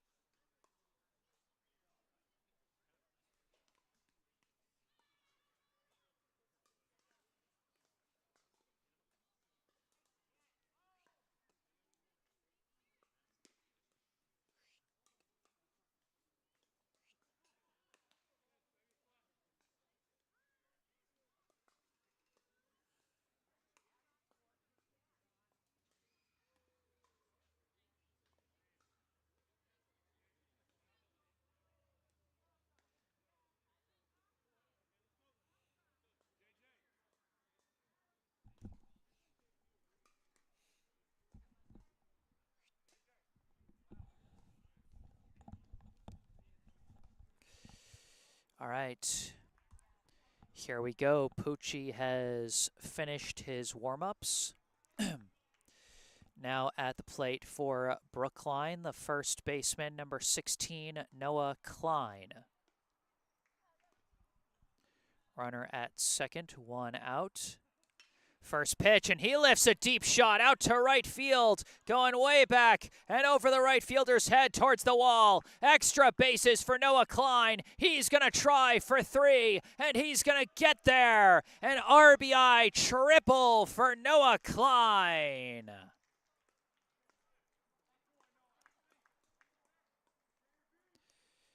What an explosive inning for Brookline. They have doubled up their run total in just this inning alone.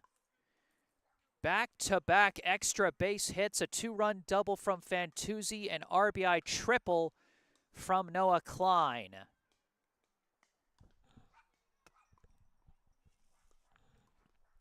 First pitch to Max Kaufman, fouled off for strike 1. It is now a 10-2 ball game for Brookline. And after how close this game has been, Brookline is now 2 runs away from another Mercy Rule win, as that one hits the zone for strike 2 to Kaufman.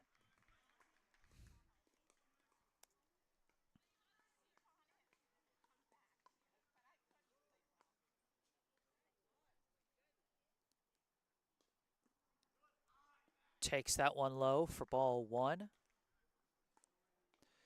Kaufman 1 for 2 so far today, with a single, a ground out, a walk, and 2 RBI on the single. Fouls that one off to stay alive at 1-2.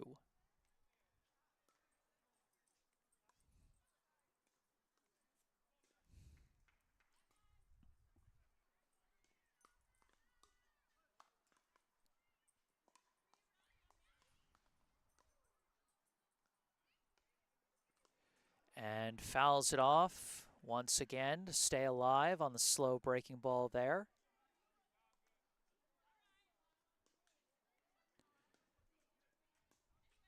Kaufman did not play against Medford in the regular season, as I think he had already left for his trip to the DR when that game was played.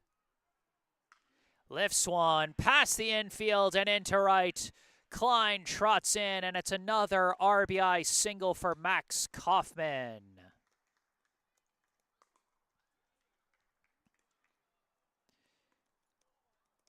He may not have played in that regular season matchup, but he is making his presence known here in this playoff game. That's 3 RBI now for Max Kaufman, and he actually represents the winning run here in the bottom of the 5th, standing at first with 1 out.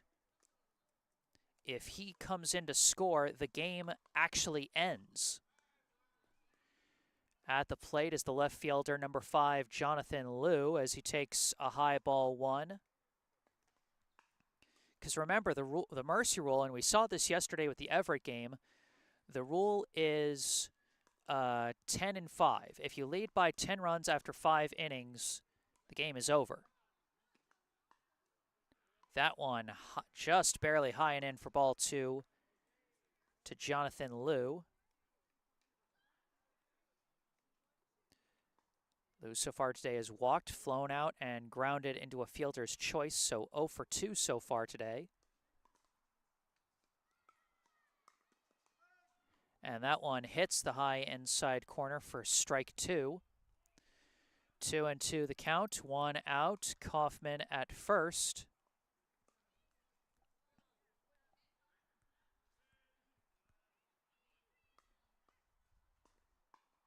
And he lines one out to right. That's going to drop in for another single.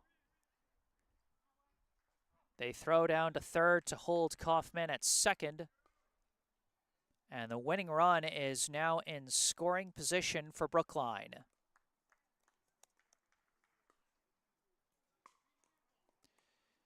Now batting the catcher, number 0, Max Minukin. A base hit to the outfield could end this game if Kaufman comes around from second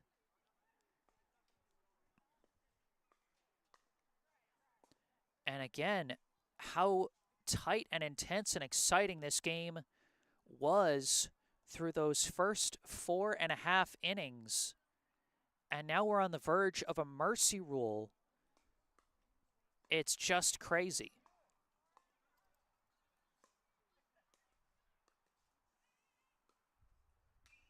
Mnookin fouls off the first pitch, strike one.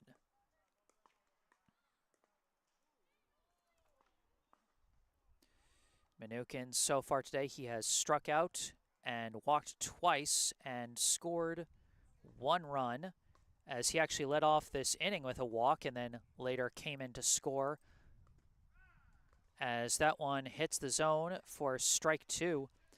I forgot the scoring of this inning got started with that 2-run single through the gap by Devin Chin. 0-2 the count to Mnookin.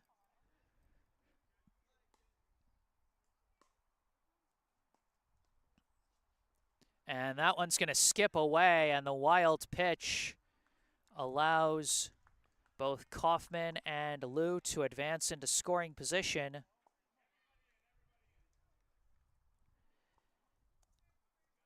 And now Medford forced to pull the infield in. They have to stop a run from scoring at all costs if they want this game to keep going. And Mnookin fooled on the off speed for strike 3.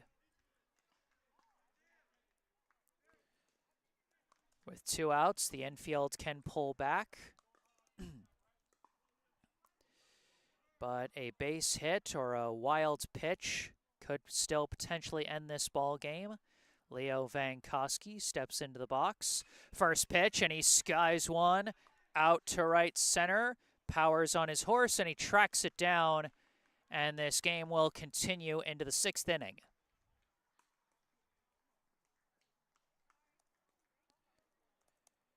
Brookline comes up 1 base short of the mercy rule, but they have now blown this game wide open. At the end of 5, the score, Brookline 11, Medford 2.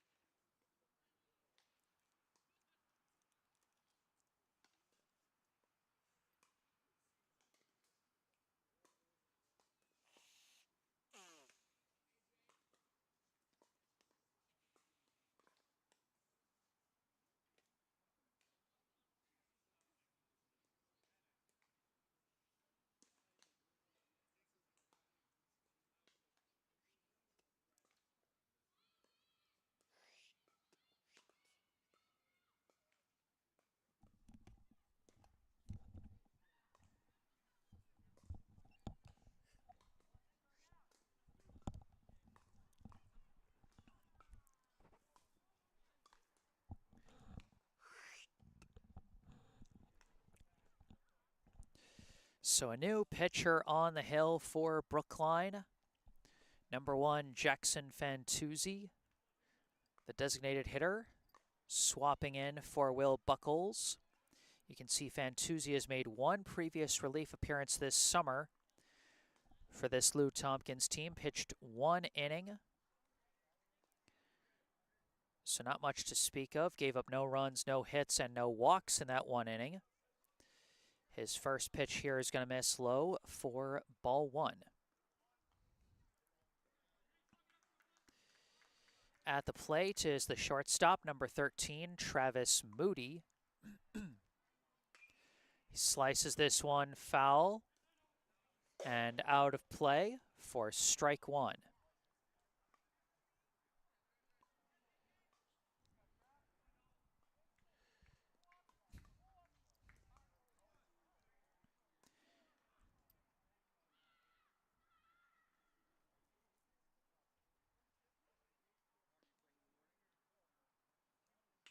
Fouled off again, strike 2. Moody, so far today, he's grounded out, hit an RBI single. So 1 for 2.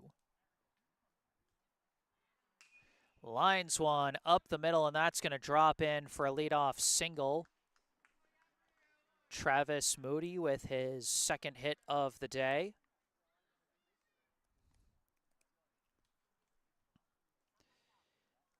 And now coming back to the plate in place of O'Keefe. I think he's now playing first base after Pucci took over on the mound. Number 6, Jack Lombardo. Lombardo started this game on the mound, but had some control issues, and so he got subbed out for O'Keefe before he could even get his first turn at the plate. But now having subbed in at first base after Pucci moved from first to the mound, he hits a liner right at Sawada, flip to second for one, on to first, throw is high, and Klein still able to secure it as Brookline completes the 4-6-3 double play.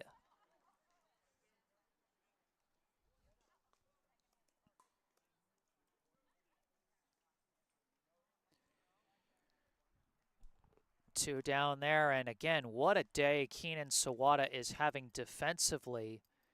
And how about Noah Klein as well, going for the hop to secure what could have potentially been an erroneous thrown ball. Getting it in time to cover the bag and complete the double play. He's made a couple of really nice plays at first today. It's a 1-1 count. I think this might actually be a pinch hitter in place of Mirando, but I'm not sure. That one in the zone for strike 2. And it appears to be number 5, Ramsey, batting in place of Mirando as he takes a low ball 2 there.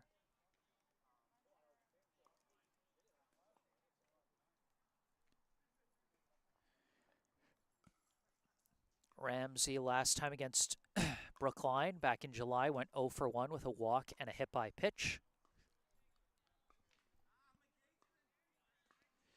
And he's on the verge of another free pass here.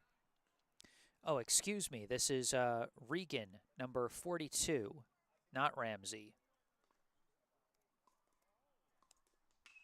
And he slices this one foul. And that's going to be out of play. Count remains full.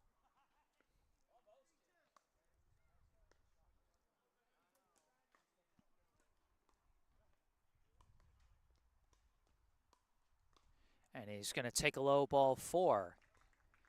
Battles his way to a 2-out walk.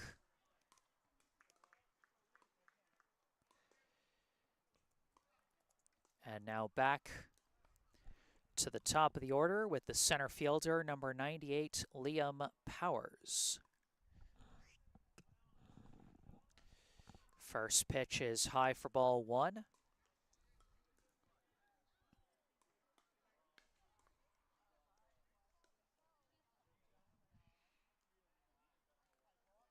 And that's another high one for ball 2.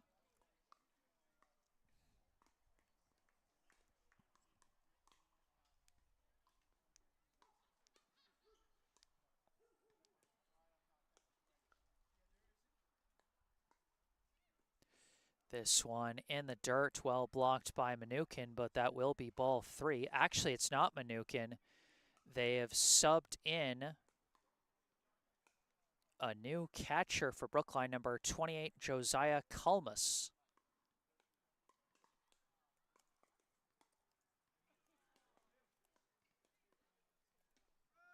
That one in there for strike 1.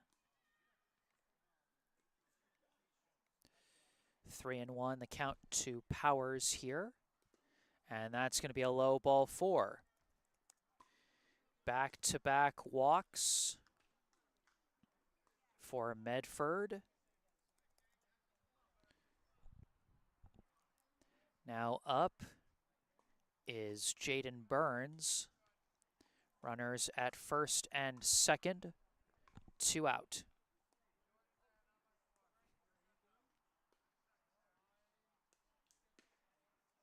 First pitch gonna miss for ball 1.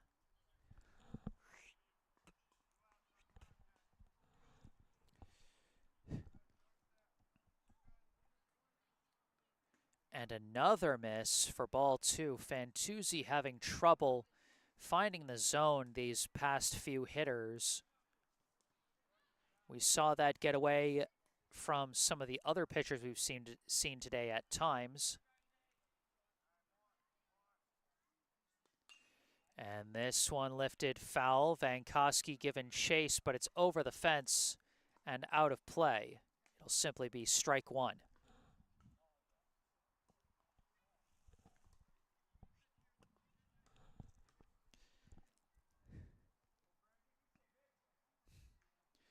Two and 1, the count to Burns. Burns so far today, he's been hit by a pitch, singled, but been thrown out at third, reached on an E1. Hits a bouncer, field no, but backed up, thrown to first. Oh my goodness! Keenan Sawada showing up again at second base. That ball bounced past Noah Klein at first. Looked like it was going to be a reach on error, but Keenan Sawada doing what every coach hopes that their player does, which is back up their teammates and understand their individual assignment on the play. Sawada backed up Klein perfectly, and Fantuzzi hustled down to first, thinking that Klein was going to flip it to him. Instead, it was Sawada. So the rare 4-1 ground out ends the inning. No score for Medford in the top half, which means Brookline is still just 1 run away from winning this ball game and punching their ticket to the semifinals this weekend. And then even if Brookline does not score in this frame, they can still end it in the next frame in the top of the 7th and final inning.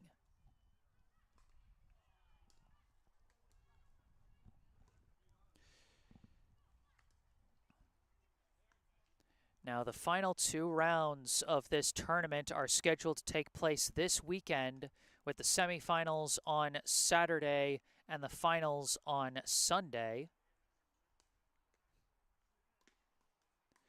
Now, depending on what time the semifinals might be, assuming that Brookline gets the job done and wins this game and goes to the semifinals, they would be playing on Saturday.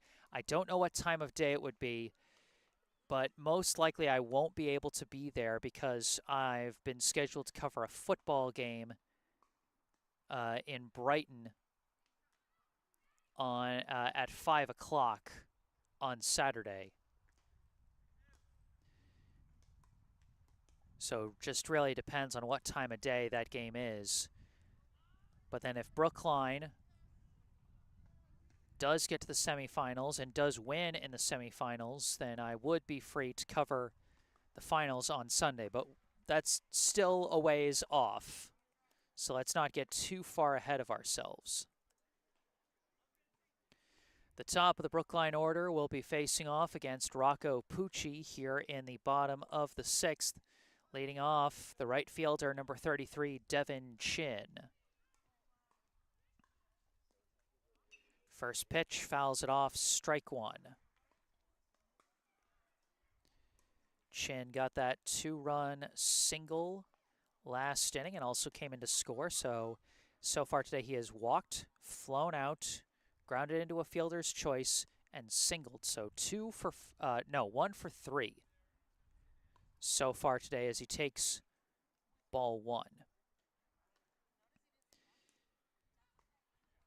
He's also got 3 steals, 2 runs, and 2 RBI on the day. So a very loaded stat sheet for Devin Chin as he takes that one high and in for ball 2.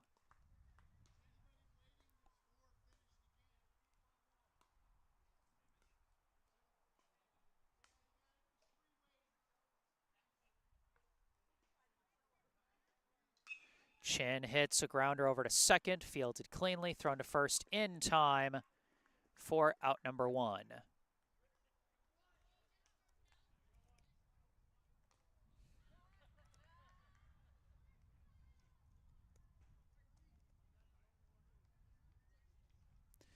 Now batting the second baseman, number 17, Keenan Sawada. And Sawada lines one into right center. That's going to drop in for a single. And the potential winning run is now at first.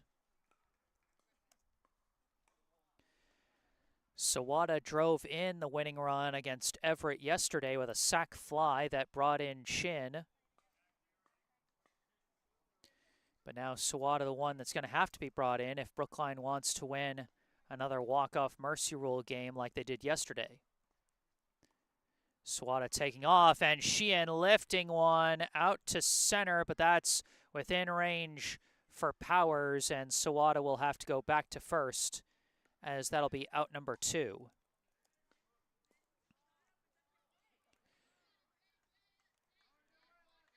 A rough day at the plate for Caden Sheehan, but he's been having himself one heck of a run up to today, and his team has still put together one heck of an offensive effort today.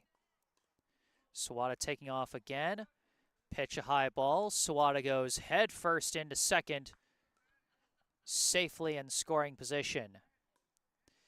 Even with his team leading by 9, Sawada still going full motor.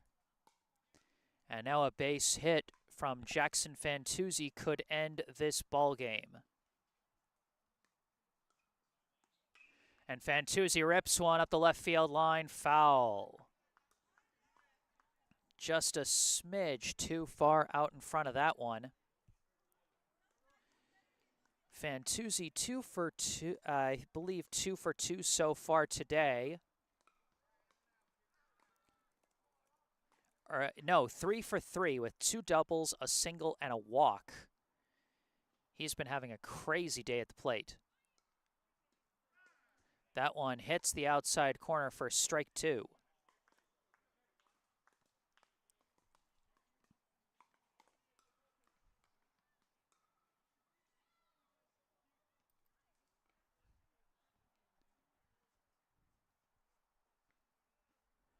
That one drops low, and Fantuzzi checks his swing. Ball 2. 2-2 the count, 2 down. Runner at second. Brookline leading Medford 11-2.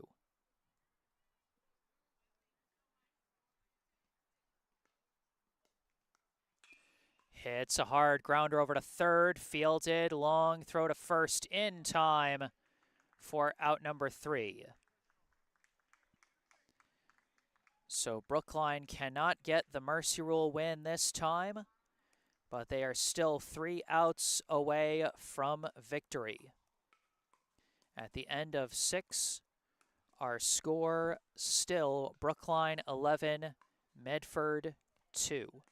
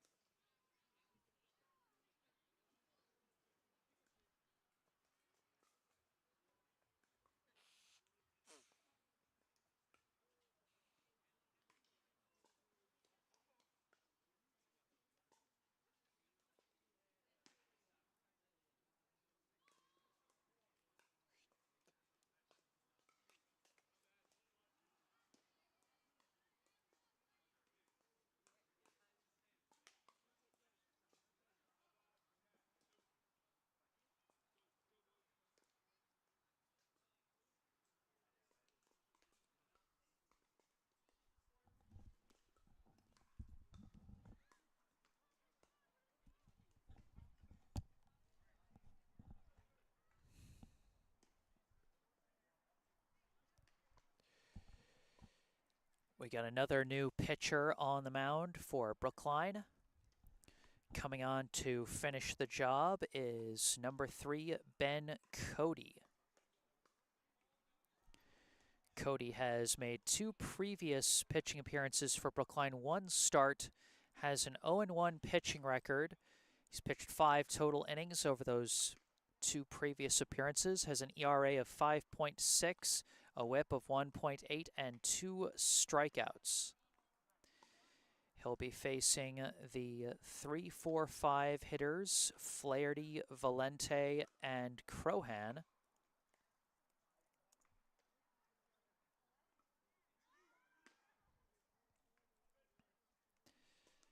And again, Brookline just 3 outs away from the semifinals. And remember, even if Medford loses this game, their season is not over. It's a double elimination in the Tournament of Champions, which means if you win one and lose one, you still have a chance in a 3rd game during the week to try and get that 2nd win and get to the semis. First pitch from Ben Cody, going to miss outside for ball 1. At the plate is the second baseman, number 1, Trey Flaherty, as he swings and misses at that one for strike 1.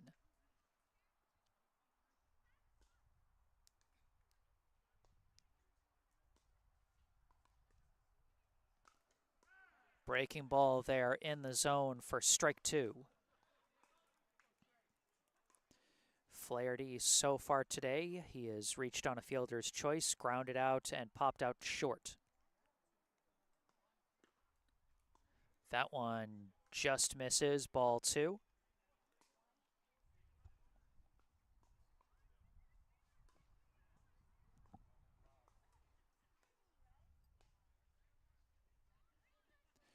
That one drops off the table and Flaherty doesn't chase, ball 3.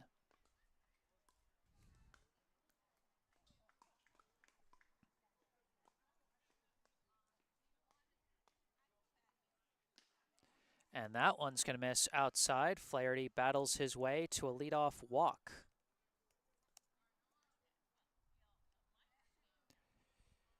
Now coming up, the right fielder, number 6, Valente.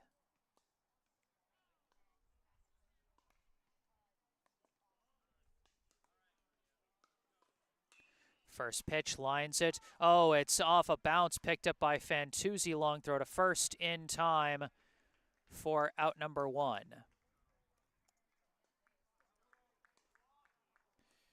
Flaherty does advance to second.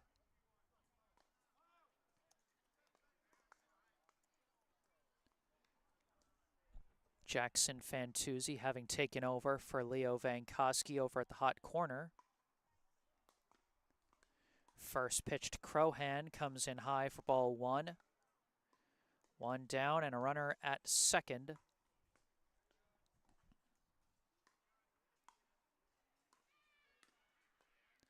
That one misses high for ball 2.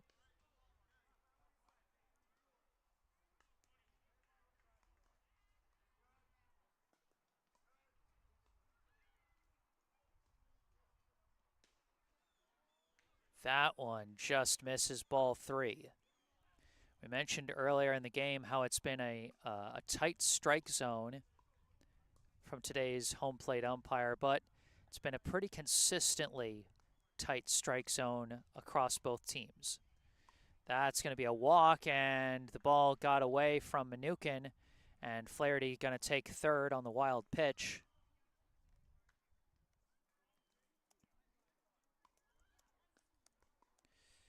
Two walks issued to the first 3 batters. Now coming up, the pitcher, number 21, Rocco Pucci.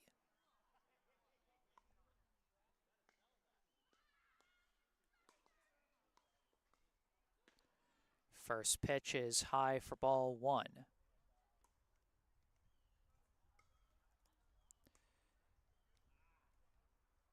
Pucci so far today, he has struck out, walked, struck out again.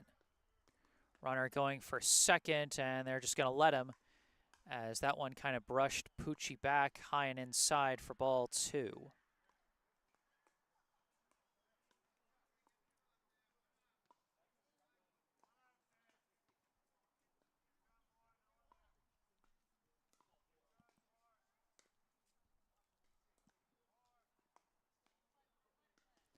And that one skips in the dirt for ball 3. A walk could put them in position to get a game-ending double play, but you know they'd rather get the batter out in front of them. And it's another walk to load the bases. We've seen a few different pitchers struggle to find their control. You know, especially when an ump has a tight strike zone, a lot of times what you'll see is pitchers trying to paint the corners, and then that doesn't work because the ump's not favoring those corners the way some others might, and then the pitcher just ends up getting flustered and just starts throwing junk that misses completely. You know, we've seen it happen not only in other games, but we've seen it happen with other pitchers in this game.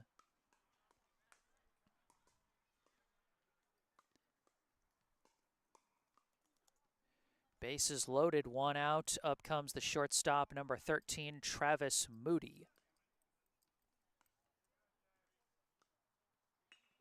Lines a shot out to left. That'll bring in at least 1, and it'll be just 1 as the runners will stick with just 1 base advancement.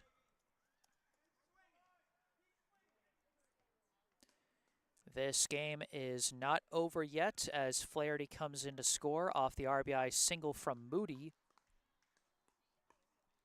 That's his 3rd hit of the day. He's been having a nice day at the plate.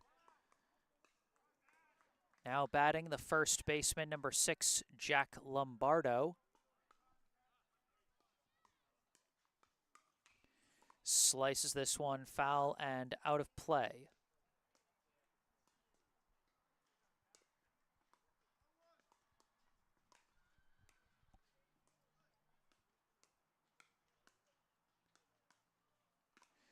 Whiffs at that one, strike 2.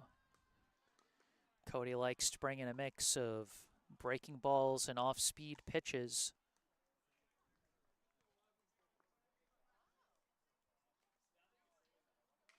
Fastball there gets fouled off. Lombardo stays alive at 0-2. Lombardo grounded into a 4-6-3 double play his last time up. And you know he would prefer not to ground into a double play here as he fouls that one off. Double play, of course, would end the ball game.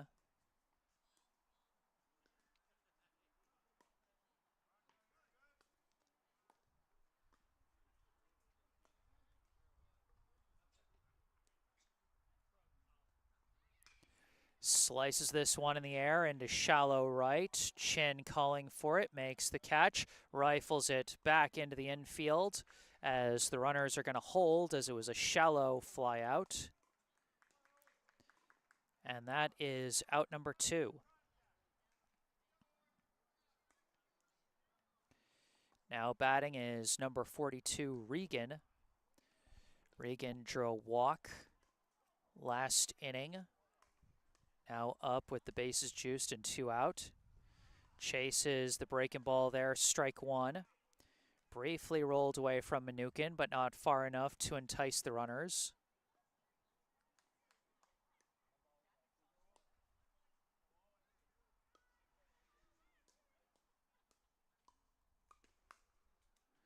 That one comes in high for ball 1.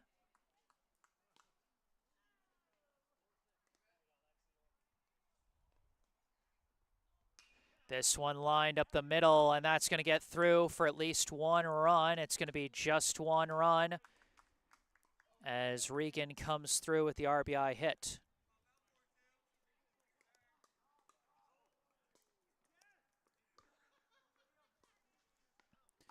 Crohan in to score that one.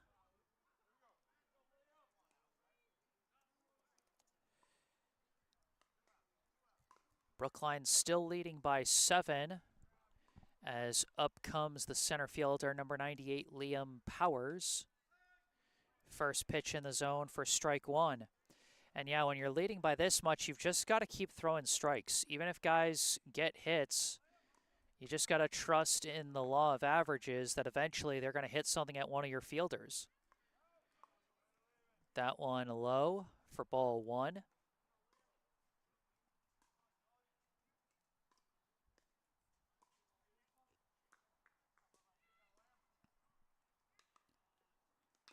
And this one lifted out to right center. Kaufman tracking it, and he's got it. And that is your ball game. Brookline punches their ticket to the Lou Tompkins semifinals. The final score, Brookline 11, Medford 4.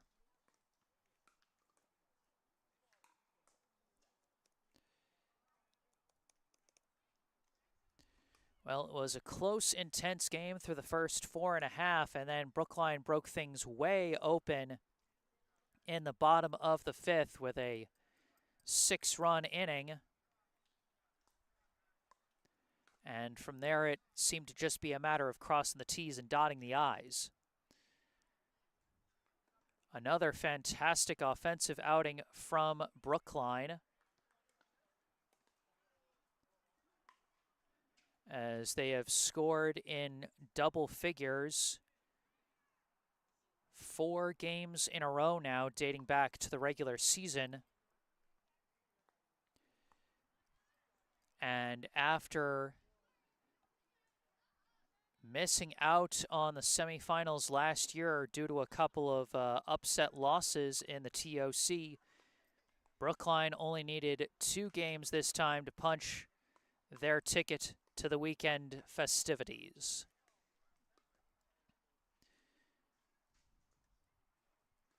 So thank you all so much for tuning in today. I am Jesse Mayfield-Sheehan.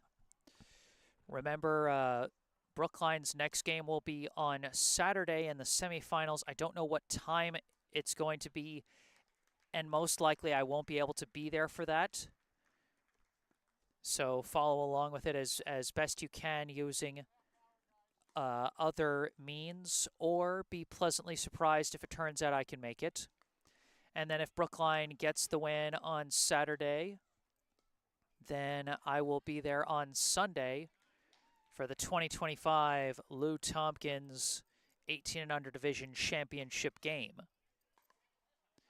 You know, in my years covering this team, we've seen a number of teams make it to the semis. We've seen a few make it to the finals, but we have yet to see a championship win here in the 2020s. Maybe it'll be this year, who knows? Remember, if you enjoyed this live stream, be sure to hit that like button and subscribe to the channel.